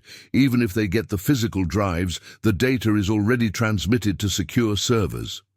A sharp bark from outside drew their attention. Shadow stood directly beneath the porch light, making herself deliberately visible. The Bobcat looked toward the approaching vehicles, then back at the house, repeating the gesture several times. "She wants us to see something," Jackson realized, grabbing his night vision binoculars. Through the enhanced optics, he could make out the approaching convoy, 3 black SUVs and what appeared to be a modified military transport vehicle, all moving without headlights. But what caught his attention was the activity along their route. Dark shapes darted through the underbrush, parallel to the access road, while others positioned themselves at strategic points ahead of the vehicles. "The wolves are setting up an ambush," he reported, handing the binoculars to Carter. The sheriff observed for a moment, then lowered the binoculars with an expression of amazement. "They're using classic flanking maneuvers. How is this possible?" The cognitive enhancement program included tactical problem-solving, Sarah explained, her voice tight with anxiety and fascination. Military applications were always an unstated objective, despite the conservation cover story. Jackson made a quick decision. "They're buying us time. Torres, get that evidence out now. Take the back trail through the east pasture. It connects to County Road 22 about 3 miles down. Dr. Mitchell, you should go with her." Sarah shook her head firmly. "I'm staying. I understand these animals and what they're capable of better than anyone. You need me here." A distant explosion shattered the night. A vehicle's gas tank ignited, based on the fireball that illuminated the horizon. "Looks like our allies made their first move," Jackson observed grimly. Through the binoculars, Carter watched as one SUV burned while figures scrambled for cover. "How did they—" "Never mind. We need to establish a defensive perimeter. These people will be heavily armed and extremely motivated to eliminate witnesses." Jackson nodded toward the barn. "I've got hunting blinds stored there, portable covers we can set up around the house, and there's something else that might help." Within minutes, Torres had departed with the evidence, while Jackson, Sarah, and Sheriff Carter implemented a hasty defense plan. The hunting blinds, designed to conceal hunters from wary game animals, now served as reinforced positions around the ranch house. Jackson had also retrieved what he called his insurance policy, a military-grade drone with thermal imaging capabilities, purchased years ago to monitor his property during wildfire season. "Not strictly legal for civilian use," he admitted as he powered up the compact aircraft, "but neither is sending armed operatives to attack a private citizen." The drone rose silently into the night sky, providing them with a critical overhead view of the unfolding situation. The tactical display revealed the full scope of what they faced. At least 12 armed individuals advancing on foot toward the ranch house, having abandoned their disabled vehicles. More remarkable was the organized resistance they encountered. The wolves had separated into 3 distinct groups, using hit-and-run tactics to disrupt the intruders' advance. One pack would draw attention with howls, while another attacked from the opposite direction, then disappeared before the armed men could effectively respond. "They're using coordinated distraction techniques," Sarah observed, watching the thermal signatures on the drone's display. "Classic wolf hunting behavior, but applied to human targets with unprecedented strategic awareness." Jackson highlighted another thermal signature moving independently from the wolves. Shadows operating alone, staying just outside their perimeter. "What's she doing?" As if in answer, they watched the Bobcat's heat signature approach one of the stationary vehicles, then enter it through a broken window. "She's searching for something," Sarah realized. Before they could speculate further, the radio on Sheriff Carter's belt crackled with an unexpected transmission. "Attention occupants of Broken Pine Ranch, this is a federal security operation. You are harboring dangerous experimental subjects and are in possession of classified materials. Surrender immediately and you will not be harmed." Carter keyed her. "Radio. This is Sheriff Megan Carter of Teton County. You're engaged in an unauthorized armed incursion on private property. Identify yourself and your agency immediately." A pause, then. "Sheriff, this is Regional Director Dale Thornton, Bureau of Land Management. I have emergency authorization to secure escaped research subjects that pose an extreme public safety threat. Stand down and withdraw your personnel." Carter's expression hardened. "Director Thornton, we have documented evidence of your involvement. in illegal wildlife experimentation, potential homicide, and conspiracy against private citizens. My deputies are en route, along with state police. I suggest you withdraw before this situation escalates further." The radio remained silent for several long seconds before Thornton's voice returned, all pretense of official authority gone. "You have no idea what you're interfering with, Sheriff. Those animals are government property, and that property contains national security assets. Last chance to walk away." Jackson took the radio from Carter. "Thornton, this is Jackson Blackwood. You placed a dead Mustang on my land as bait. You've had my property under surveillance for over a year. You sent a sniper who tried to kill us. Whatever you're after, you're not getting it without a fight." "Blackwood." Thornton's voice carried a new edge. "I always said you were too stubborn. For your own good, those animals you're protecting, they're not just enhanced wildlife. They're the first generation of autonomous biological intelligence assets, military applications that would make conventional warfare obsolete." Sarah's face paled as the implications became clear. That's why the neural interfaces were so advanced. They're not just improving natural intelligence. They're creating networked intelligence that can operate independently of human control. On the drone display, they watched Shadow emerge from the vehicle and race toward the ranch house, carrying something in her mouth. Behind her, two armed figures gave chase, firing weapons with suppressors that muffled but didn't eliminate the sound of gunshots. "Cover her!" Jackson ordered, grabbing his rifle and moving to the porch. Carter positioned herself with a clear sightline to the approaching Bobcat, her service weapon drawn. "Movement at 2 o'clock and 4 o'clock, they're trying to flank us." Jackson sighted through his scope, identifying the nearest threat, a figure in tactical gear attempting to establish a sniper position behind the old tractor shed. His shot was precise, striking the shed's metal support just inches from the intruder's head, a warning that forced them back into cover. Shadow reached the porch in a blur of motion, dropping her prize at Jackson's feet before turning to face the approaching threat, her posture transformed from cautious ally to fierce defender. "Keys," Jackson realized, picking up the ring with the attached security fob from one of their vehicles. A coordinated attack erupted from multiple directions, suppressed weapons fire impacting the ranch house walls while others launched what appeared to be specialized capture equipment toward the area where the wolves had last been spotted. "They're trying to recapture the animals first," Sarah observed, ducking behind cover as a window shattered above her. On the drone display, they watched as the wolves scattered to avoid the capture nets, demonstrating an awareness of the technology being used against them. The largest wolf, the one Sarah had freed from the neural control collar, led two others in a flanking maneuver that caught one of the capture teams unprepared. What followed wasn't the savage attack one might expect from wild predators, but something more controlled. The wolves disabled the team without killing them, knocking equipment from their hands, dragging them away from weapons, and in one remarkable case, seizing and destroying the control unit for the capture nets. "They're showing restraint," Sarah whispered. "Tactical restraint." The radio crackled again. "You're only seeing a fraction of what these assets can do, Blackwood." Thornton's voice had grown desperate. "If they escape into the general population, establish territories, breed. Do you understand what that means?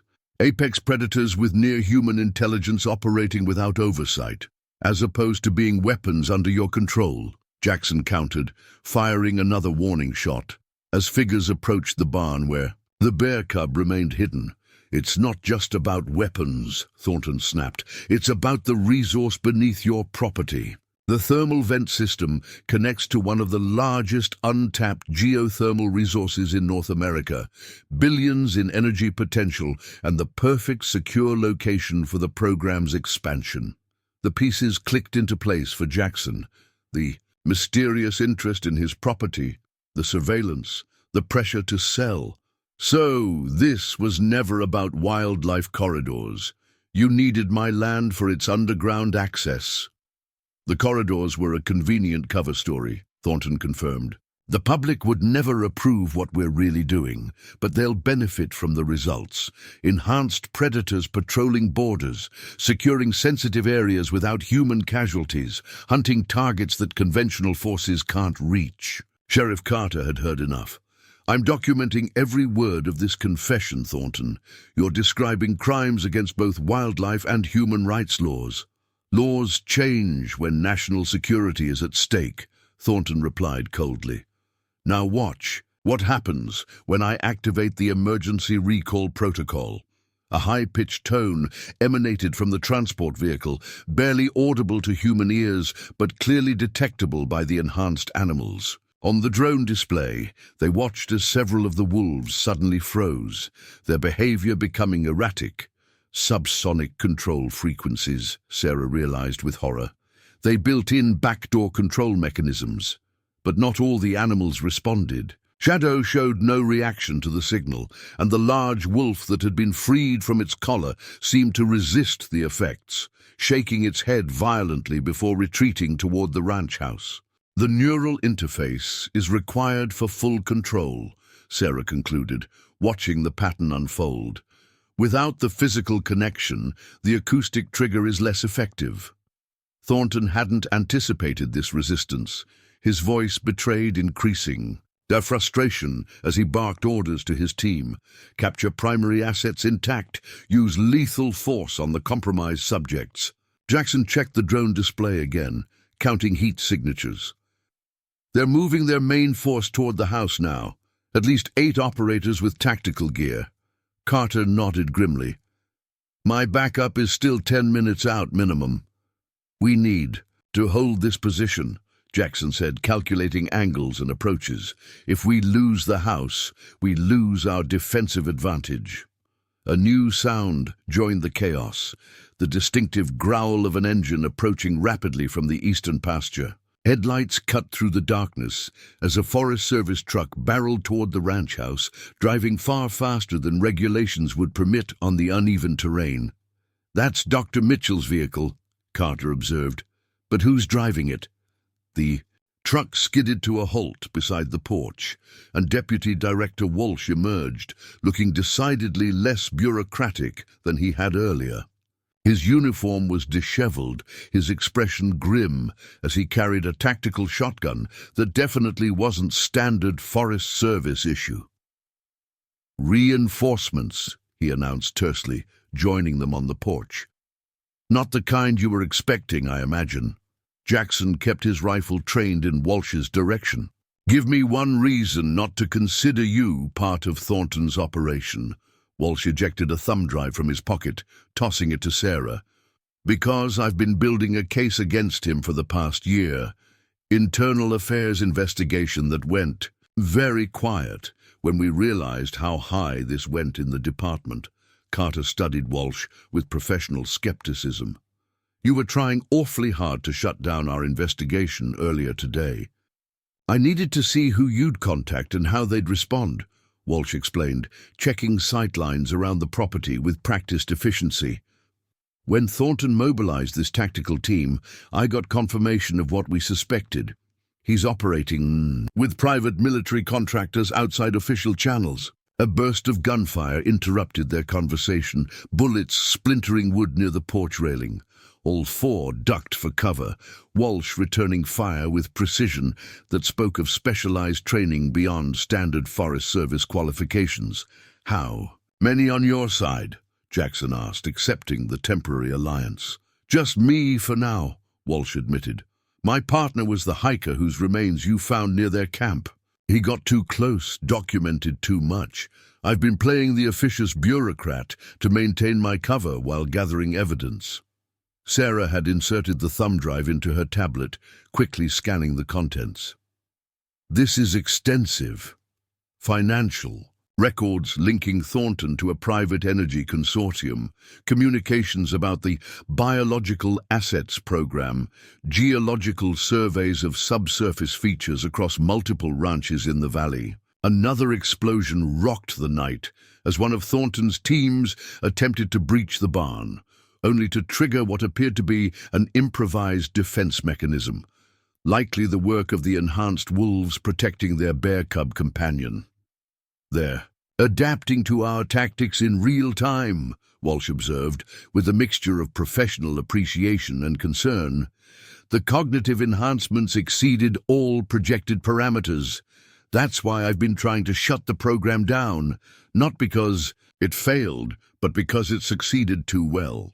Jackson watched as Shadow reappeared at the edge of the property, leading the large wolf and 3 others in what appeared to be a coordinated movement toward the transport vehicle, the source of the control signal affecting some of their companions. "They're targeting the command center," he realized, adjusting the drone's position to monitor their approach. Walsh nodded. "Smart. If they can disable the acoustic control system, they'll free the others from the influence."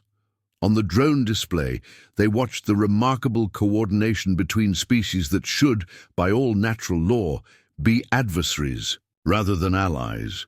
Shadow moved with stealth and precision along a drainage ditch that provided cover, while the wolves created diversions that drew attention away from her approach.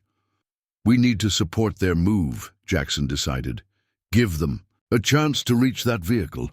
Carter checked her ammunition. "My deputies should be approaching from the south access road any minute.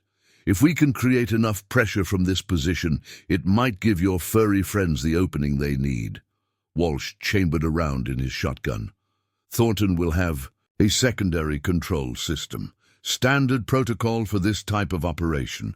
Even if they disable the vehicle, it won't end the fight. One problem at a time," Jackson replied, sighting through his scope at a figure attempting to set up a firing position with a clear view of Shadow's approach route.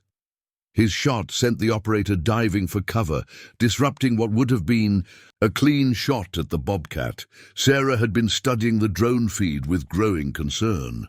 "There's something else happening. Look at the thermal signatures from the forest edge." Jackson shifted the drone's view, revealing dozens of new heat signatures emerging from the tree line. Too many and too varied to be human reinforcements. "It's the rest of the enhanced animals," Sarah breathed. "They're all coming. Bears, mountain lions, more wolves. They're converging on the ranch." Walsh stared at the display in disbelief. "The program never created this many subjects. This is impossible." "Unless they've been breeding," Jackson suggested.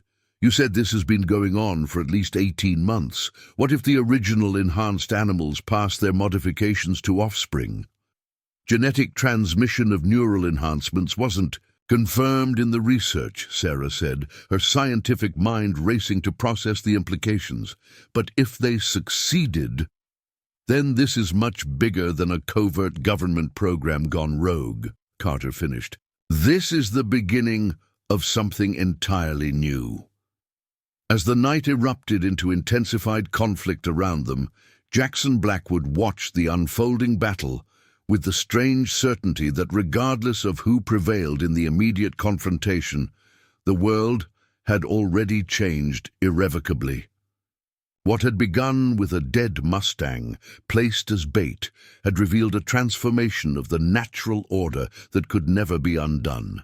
The wilderness had developed a new kind of intelligence, and it was fighting back against those who sought to exploit. The ranch had transformed into a battlefield, unlike any in modern warfare. Humans, with advanced weaponry against enhanced wildlife, demonstrating unprecedented intelligence and coordination. From their defensive position, Jackson and his allies watched the drone feed with a mixture of awe and trepidation as Shadow led her strike team toward the command vehicle. "They need cover," Jackson decided, checking his ammunition. "Walsh, you know the vehicle's vulnerabilities?" The Forest Service Deputy Director nodded grimly. "Standard modification of military surplus. Reinforced chassis, bulletproof glass, but the cooling system for the electronic equipment is exposed on the undercarriage. Disable that, and the acoustic control system will overheat within minutes." "Can you guide them there?" Sarah asked, glancing at the thermal signatures of Thornton's forces regrouping around the vehicle. "Not directly," Walsh replied. "But if you can get your drone low enough, I might be able to indicate the target area." Jackson adjusted the drone's flight path, bringing it to hover 30 feet above the command vehicle. Walsh studied the thermal image, then pointed to a specific area beneath the rear axle. "There, that bright heat signature. It's the cooling intake. Block or damage that and the system fails." Carter, who had maintained communications with her approaching deputies, looked up from her radio. "Backup is 3 minutes out. Approaching. From the south access road. Thornton's people will be caught between us." A flurry of action on the drone feed drew their attention. Shadow had separated from the wolves, using her smaller size and superior agility to approach the vehicle from beneath, while the wolves engaged the guards in a series of feinting attacks. "She understood the plan," Sarah whispered, watching the Bobcat's heat signature position itself precisely beneath the spot Walsh had identified. "But how?" "The neural enhancements may include some form of remote observation capability," Walsh suggested. "We found evidence that the subjects could access and interpret digital information under certain conditions." On the screen, they watched as Shadow began methodically attacking the undercarriage of the vehicle, her movements precise and targeted. After several attempts, something gave way. A spark of electricity followed by a plume of heat as coolant began leaking from the damaged system. "She did it," Jackson confirmed, adjusting the drone for a wider view of the battlefield. The effect was almost immediate. The acoustic signal emanating from the vehicle became erratic, fluctuating in pitch and intensity before failing entirely. The wolves that had been affected by the control frequency shook themselves, as if waking from a trance, then rejoined their companions with renewed purpose. "Thornton will activate his backup system," Walsh warned, reaching for his radio. "We need to locate and neutralize him before—" A new signal cut across all radio frequencies, higher-pitched, more focused, and clearly causing distress among the enhanced animals. On the drone feed, they watched several wolves drop to the ground, pawing at their ears in obvious pain. "That's coming from Thornton's position," Walsh determined, scanning the thermal signatures. "He must have a portable control unit." Jackson focused the drone on the heat signatures clustered near the tree line. "There, that's him with 2 guards. They're retreating toward the limestone ridges." Thornton's voice suddenly broke through on the radio channel. "This is far from over, Blackwood. These assets represent years of research and billions in investment.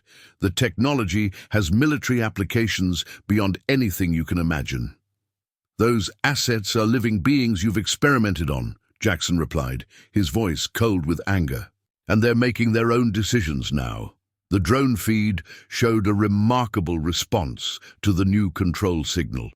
Rather than succumbing to its effects, the larger predators were forming a protective circle around their affected companions, using their bodies to shield them, while others began a coordinated advance toward Thornton's position. "They're adapting to the signal," Sarah observed. "The unaffected ones are protecting the vulnerable and moving to eliminate the source." Carter's radio crackled with confirmation that her deputies had arrived at the southern perimeter, where they were already engaging Thornton's mercenaries. The tactical balance was shifting rapidly, with the organized response from both law enforcement and enhanced wildlife forcing the attackers into increasingly defensive positions. "We need to end this before someone gets killed," Carter decided. "Walsh, you and I will approach from the east, cut off Thornton's retreat toward the ridges. Blackwood, maintain drone surveillance and coordinate. Dr. Mitchell, I'm going to—" "The barn," Sarah interrupted, checking her sidearm. "Some of the affected animals retreated there. They might need assistance removing any remaining control devices." Jackson nodded his agreement. "Stay in radio contact. If Thornton activates—" "Something else we need to know immediately." As the others moved to their positions, Jackson maintained his overwatch from the porch, directing the drone to track both Thornton's retreat and the remarkable wildlife response. Through the enhanced optics, he watched Shadow coordinating with The wolves, in a pincer movement designed to cut off Thornton's escape route to the ridges. "Carter, be advised," he radioed. "The animals are herding Thornton north toward the old creek bed. If you stand at the limestone outcrop, you'll intercept them." "Copy that," the sheriff responded, moving into position now. On the drone feed, Jackson noticed something unusual, a heat signature emerging from what appeared to be solid ground near Thornton's position. As he adjusted the focus, he realized what he was seeing, an underground entrance, previously concealed, now opening to provide an escape route. "They have an underground facility," he radioed urgently. "Coordinates transmitting now. There's a hidden entrance approximately 50 yards northeast of Thornton's current position." Walsh's voice came through, tense with recognition. "That's it, the access point to the geothermal system. If they reach that, they can disappear into miles of tunnels and caverns. We'll never find them." Jackson watched as Shadow seemed to recognize the threat before any human observer.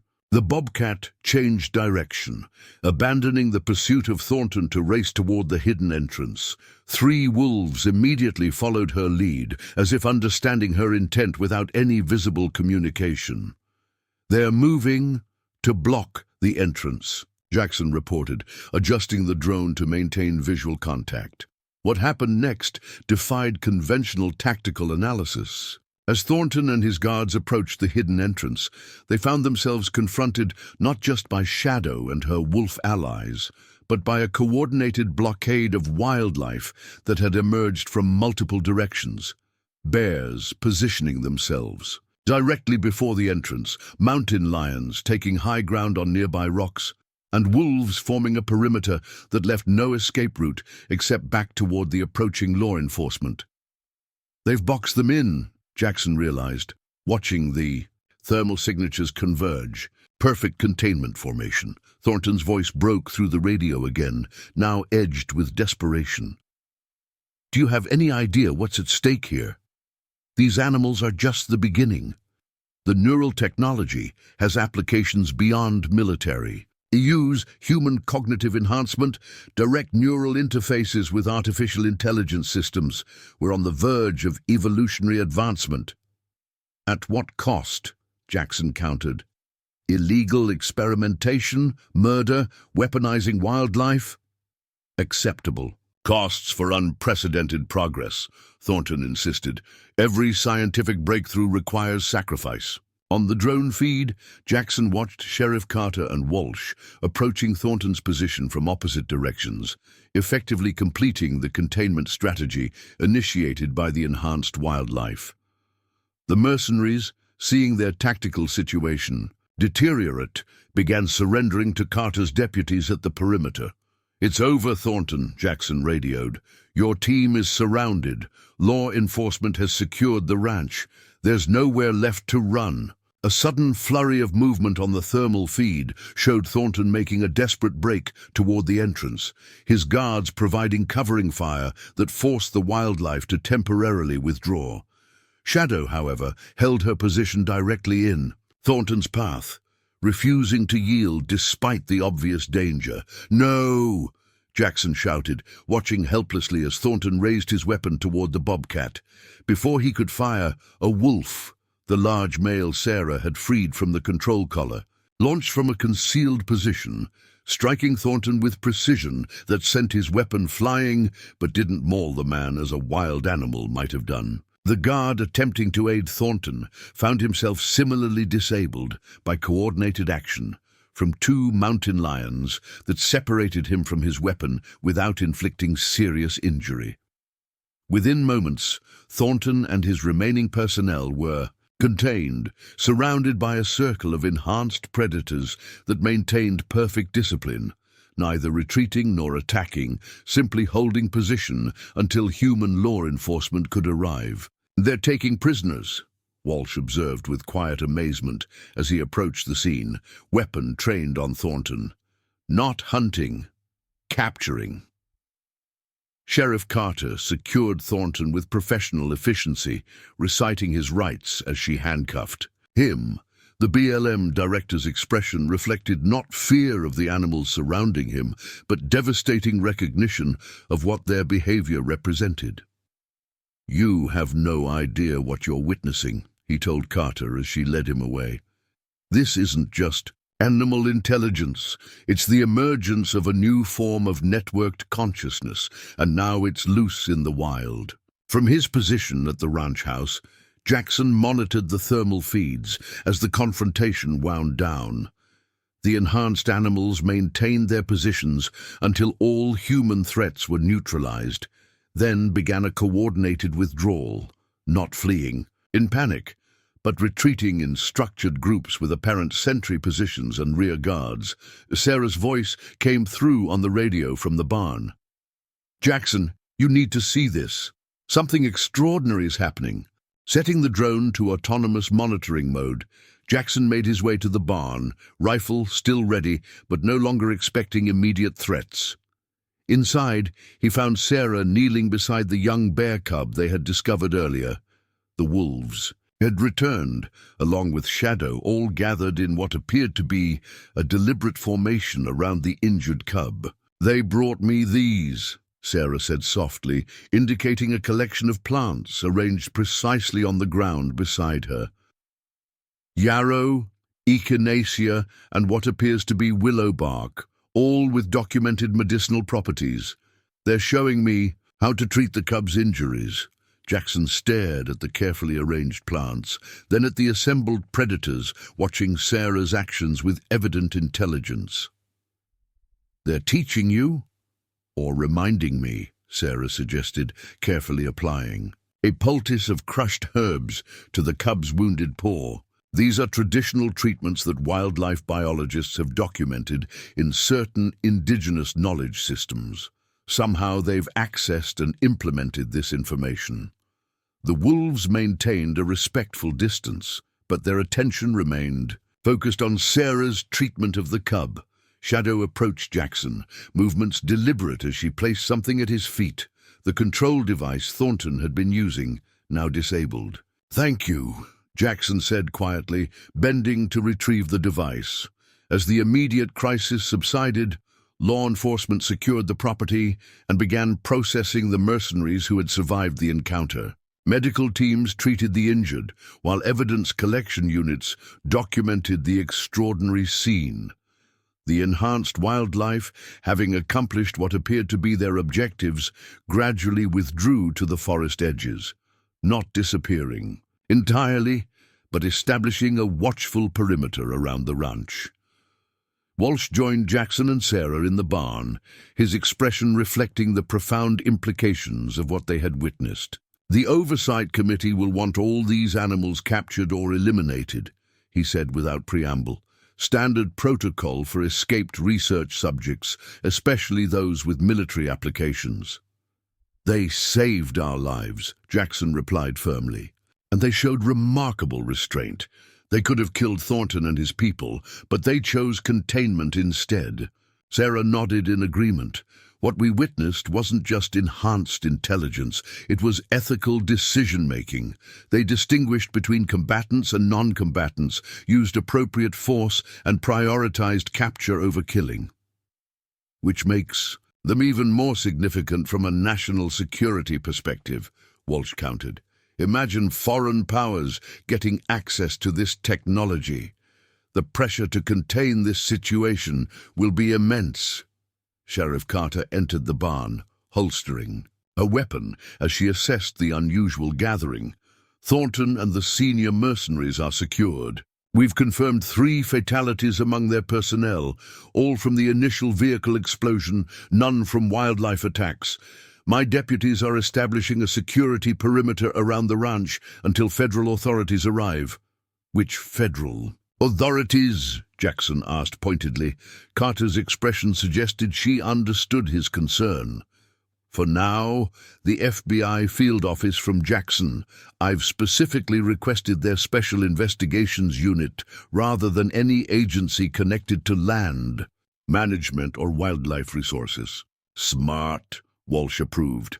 "Reduces the chance of Thornton's associates interfering through institutional channels."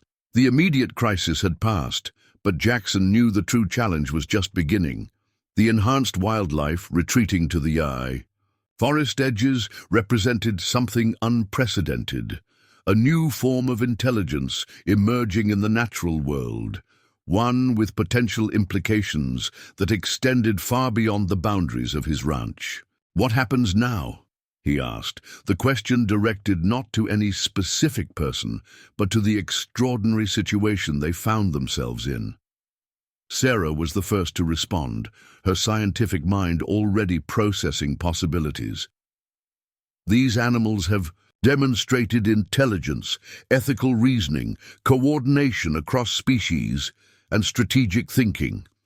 They're not just enhanced individuals, they're forming what appears to be a cohesive society with specialized roles and shared objectives.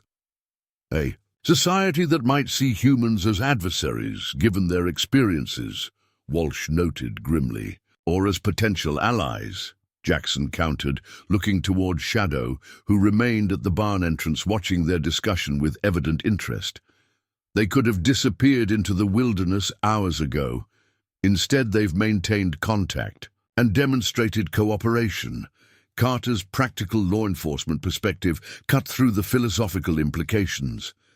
"Whatever they are or might become, we have an immediate situation to manage. This ranch is now the epicenter of what could be the most significant wildlife incident in modern history, and every government agency with an interest in biological research or national security will be descending on us by morning." Jackson made a decision, one that felt right despite its potential consequences. "Then we need to establish the terms of engagement before they arrive. These animals sought sanctuary here. I intend to provide it." "That's not your decision to make," Walsh cautioned. "These are technically government research subjects regardless of how they were created or how they've evolved. They made their own decision when they chose to help us," Jackson replied firmly. "And this is still my land." As if understanding the significance of the moment, Shadow approached Jackson, stopping just a few feet away. The Bobcat's gaze held that same unnerving intelligence he'd noted when he first encountered her beside the fallen Mustang, a look that somehow bridged the gap between species, communicating across the evolutionary divide that had separated their kinds for millions of years. In that silent exchange, Jackson understood something fundamental had shifted in the natural order. What had begun with a dead horse deliberately placed to draw attention had revealed a new chapter in the relationship between humans and wildlife, one where the traditional boundaries between predator and prey, wild and tame, human and animal, intelligence were blurring into something unprecedented. The world would never be the same, and Broken Pine Ranch had become ground zero for whatever came next. 6 months after the night that changed everything, Jackson Blackwood stood on his porch at dawn, coffee in hand, watching the eastern meadow where a dead Mustang had once lain. The grass had regrown, erasing all physical evidence of what had happened, but the world would never be the same. The government response had been swift and predictable, a combination of containment, denial, and bureaucratic maneuvering. Within 24 hours of Thornton's arrest, Broken Pine Ranch had been surrounded by a perimeter of federal agents from agencies so numerous that Jackson had stopped counting. The official story released to the public described a wildlife management incident involving escaped research animals, with no mention of enhanced intelligence or the true nature of Project Genesis. What the authorities hadn't anticipated was the evidence. Torres had successfully transmitted everything to secure servers before the government could intervene. Sheriff Carter had body camera footage of the enhanced animals' coordinated actions. Dr. Mitchell possessed decades of scientific credibility, and Walsh, despite his complicated role, had brought forward internal documents that could not be easily dismissed. Most damning was the extensive media coverage. A local news helicopter had captured aerial footage of the enhanced wildlife working in concert to contain Thornton's mercenaries. The images went viral instantly. Wolves and mountain lions maintaining disciplined formations, bears creating barriers but not attacking, a small bobcat clearly directing operations. No government narrative could fully explain away what millions had witnessed through their screens. The resulting political firestorm had forced compromises that would have been unthinkable under normal circumstances. After weeks of intense negotiations, a unique arrangement had been reached. A 50-square-mile area encompassing Broken Pine Ranch and adjacent federal lands was designated as the Teton Wildlife Research Preserve, officially a scientific monitoring zone, but in practice, a sanctuary for the enhanced animals. Jackson retained ownership of his ranch, but with special provisions that acknowledged the extraordinary circumstances. The underground geothermal resources that Thornton had coveted were placed under a conservation trust, preventing exploitation while allowing limited scientific research. In exchange for his cooperation, Jackson received guarantees that no attempt would be made to capture or eliminate the enhanced wildlife within the preserve boundaries. Today marked a significant milestone: the official removal of the temporary government monitoring stations that had surrounded his property since the incident. For the first time in half a year, Broken Pine Ranch would be free of constant surveillance. As if aware of the significance, Shadow appeared at the edge of the meadow, watching him with what Jackson had come to recognize as curious anticipation. The Bobcat's behavior had evolved over the months from cautious alliance to something closer to regular communication. She visited the ranch house every few days, sometimes alone, sometimes accompanied by various members of what Dr. Mitchell had taken to calling the Coalition, the diverse group of enhanced predators that now cooperated across species lines. "Morning." "Shadow," Jackson called, raising his coffee mug in greeting. The bobcat acknowledged him with a slow blink before turning to look behind her. From the tree line emerged Dr. Sarah Mitchell, following a path that had become well-worn over months of research visits. Since the incident, she had been appointed lead scientist for the new preserve, tasked with documenting and understanding the enhanced wildlife's behavior while ensuring ethical treatment. "They're removing the last monitoring station today," Sarah called as she approached the porch. "Thought you might appreciate some company for the occasion." Jackson nodded, pouring a second cup of coffee as she joined him. "Any news on Thornton's trial?" "Plea deal," Sarah reported, accepting the mug gratefully. "In exchange for reduced charges, he's providing details about everyone involved in Project Genesis, including the private military contractors and corporate interests behind the geothermal exploitation scheme. Let me guess, national security concerns mean most of it stays classified." Sarah nodded. "Some of it, yes. But the scientific aspects of the enhancement program are being reviewed by an international ethics committee. They're developing new protocols for wildlife research that explicitly prohibit neural modifications without unprecedented oversight." In the months since the confrontation, Sarah had become more than just a visiting researcher. Her dedication to understanding and protecting the enhanced wildlife had created a natural alliance with Jackson, evolving gradually into something deeper. The shared experience of witnessing something truly unprecedented had forged a connection that neither had expected. "How's the coalition today?" Jackson asked, using their shared terminology for the enhanced wildlife community. "Expanding their territory systematically," Sarah replied. "The wolves have established 3 distinct packs, each maintaining buffer zones between human settlements. The bear population is predominantly in the higher elevations, but they've developed what appears to be a seasonal migration pattern coordinated with the other predators." "And the casualties?" Jackson asked, referring to the most controversial aspect of the new preserve. Sarah's expression grew more measured. 3 incidents in 6 months, all involving armed individuals attempting to capture or harm coalition members. No human fatalities, but several injuries. The pattern remains consistent. They use disabling tactics rather than lethal force, even when threatened directly. This pattern had become the strongest evidence for the ethical reasoning capabilities of the enhanced animals, despite numerous provocations, including attempts by private interests to capture specimens. The coalition had maintained a policy of minimal force, disarming and containing human threats rather than killing, even when they had every opportunity to do so. Shadow had moved closer to the porch, her attention shifting between Jackson and Sarah as if following their conversation.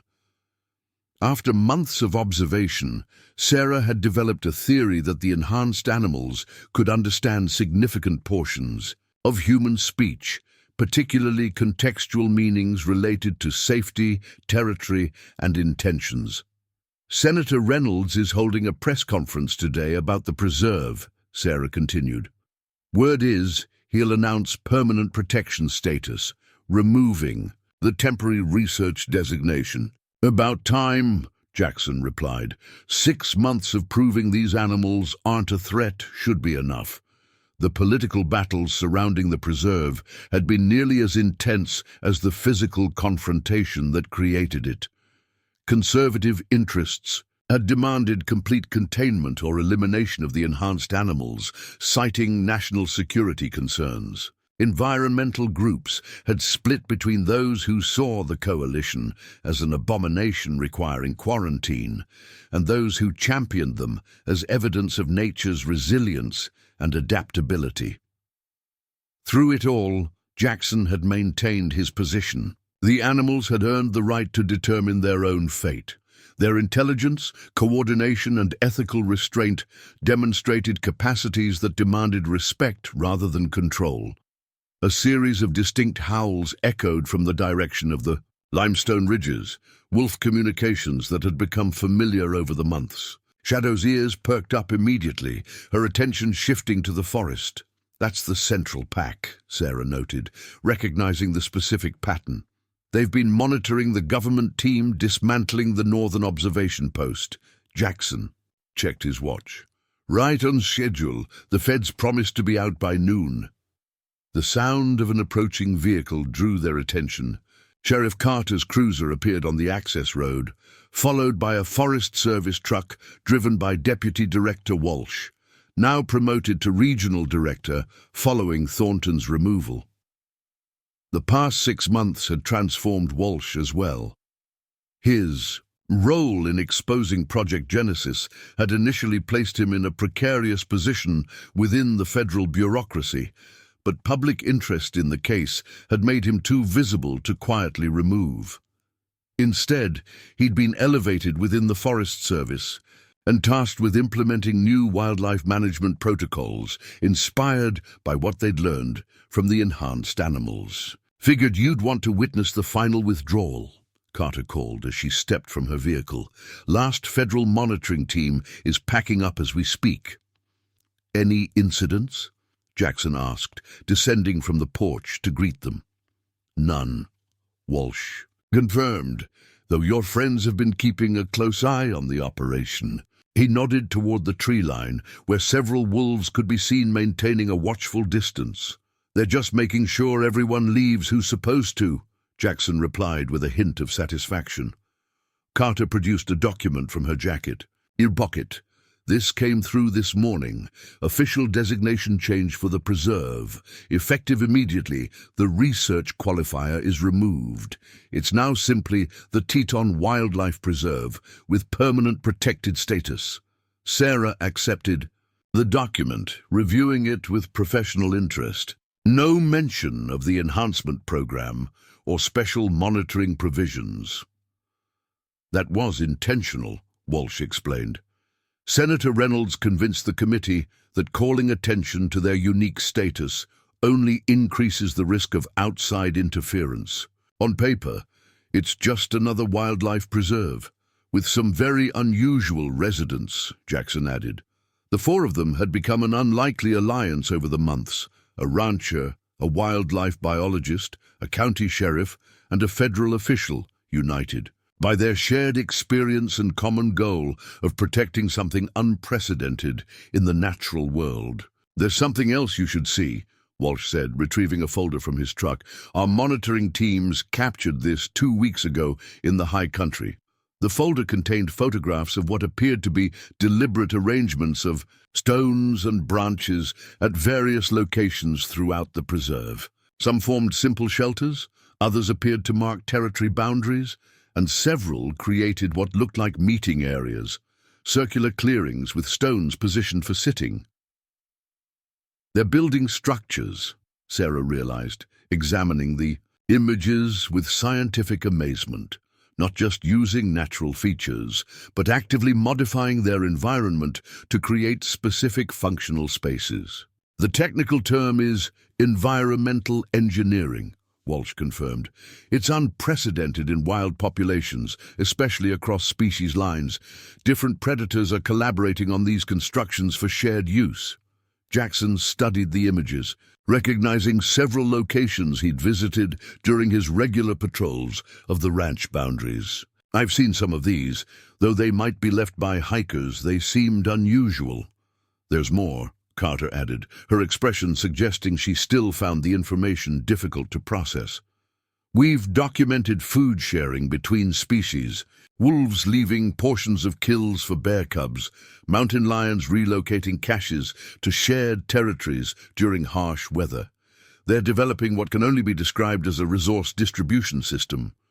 The implications were profound. What they were witnessing wasn't just enhanced intelligence, but the emergence of cross-species social structures, the foundations of a complex society developing in the wilderness. A movement at the forest edge caught their attention. Shadow had been joined by the large wolf Jackson had come to recognize as one of the coalition's leaders, the first animal Sarah had freed from the control collar during the confrontation. The two predators stood side by side, watching the human gathering with evident interest.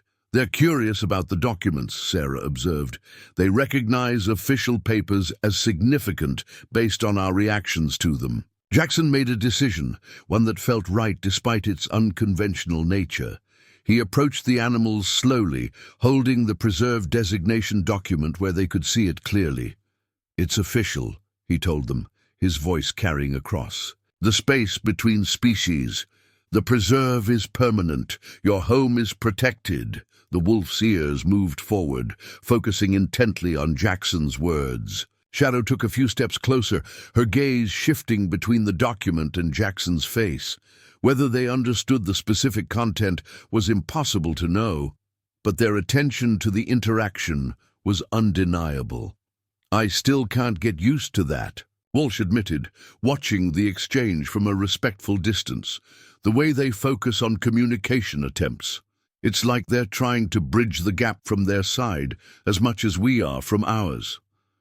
"Because they are," Sarah replied simply. "Everything we've documented over the past 6 months points to deliberate attempts at cross-species communication.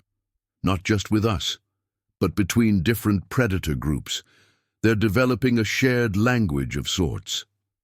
As if to demonstrate her point, Shadow made a distinctive chirping sound, followed by what appeared to be deliberately exaggerated ear and whisker movements. The wolf beside her responded with a specific head tilt and brief vocalization before both turned and disappeared into the forest. "They're going to monitor the final withdrawal of the federal teams," Sarah interpreted, based on months of observing similar interactions. "They're establishing a patrol route." Carter checked her watch. "Speaking of which, I should head up to the north boundary, make sure everything proceeds according to plan." As Carter and Walsh departed to oversee the final transitions, Jackson and Sarah returned to the porch, where they had spent countless hours discussing the profound implications of what was unfolding on and around Broken Pine Ranch. 6 months ago, someone left a dead Mustang on my property as bait," Jackson reflected, gazing out at the landscape that had become the front line between two forms of intelligence, one ancient and established, the other emerging and undefined. They had no idea what they were actually setting in motion. They thought they were creating weapons, Sarah agreed. Instead, they created partners. The term had become their shorthand for the complex relationship developing between humans and the enhanced wildlife. Not pets, not subjects, but autonomous beings with their own interests that sometimes aligned with human objectives and sometimes diverged. The question is, Jackson continued, what happens when the cubs born this spring reach maturity? If the enhancements are heritable, the coalition territory will eventually expand beyond the preserve boundaries. Sarah had been researching this question intensively, analyzing samples from several cubs born to enhanced mothers. The preliminary data suggests the neural adaptations are indeed being passed to offspring, though perhaps not as dramatically as in the first generation. But yes, eventually they'll expand their range. And then what? More preserves, larger containment areas, or something else entirely, Sarah suggested. A new relationship between species. They've demonstrated they can distinguish between different human intentions, threatening versus non-threatening, exploitative versus collaborative. Maybe what we're witnessing is the beginning of a genuine coexistence model. From the forest edge came a series of howls, the distinctive pattern they had learned to recognize as the coalition's all-clear signal. The federal monitoring teams had departed as promised, leaving the preserve to manage itself according to the new guidelines. As the sun climbed higher in the Wyoming sky, Jackson Blackwood surveyed his property. No longer just a ranch, but the epicenter of something transformative. The land that generations of his family had stewarded had become the birthplace of a new chapter in the relationship between humans and wildlife, between different forms of intelligence sharing the same wilderness. In the months and years to come, there would be challenges, setbacks, and inevitable conflicts as two intelligent species learned to navigate shared territories. But today, as Shadow reappeared briefly at the meadow's edge before continuing her patrol, Jackson felt a profound sense of privilege. What had begun with death, a Mustang deliberately killed as bait, had transformed into something remarkable and alive with possibility. The Bobcat paused, looking back toward the ranch house one final time before disappearing into the forest that had become home to something unprecedented in the natural world, a community of enhanced wildlife forging their own destiny, writing a new chapter in the ancient story of wilderness and the creatures who call it home. As Jackson and Sarah watched Shadow vanish among the trees, they understood they were witnessing not an ending, but a beginning. The first pages of a story that would continue to unfold long after they were gone, shaped by the unlikely alliance between a stray bobcat and the humans who had chosen to protect rather than control the new intelligence emerging in the wild. The dead Mustang had been meant as bait for a trap. Instead, it had become the catalyst for liberation.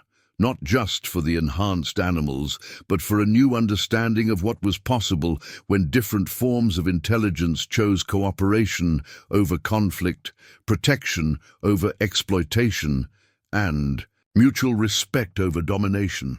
In the distance, the wolves howled again, their voices carrying across the valley that had been their ancestors' home for thousands of years. But this time, the sound carried something new. Not just the ancient call of predators, but the voice of an emerging consciousness, finding its place in a world forever changed by what had happened at Broken Pine Ranch. Up next, you've got 2 more standout stories right on your screen. If this one hits the mark, you won't want to pass these up. Just click and check them out. And don't forget to subscribe and turn on the notification bell so you don't miss any upload from us.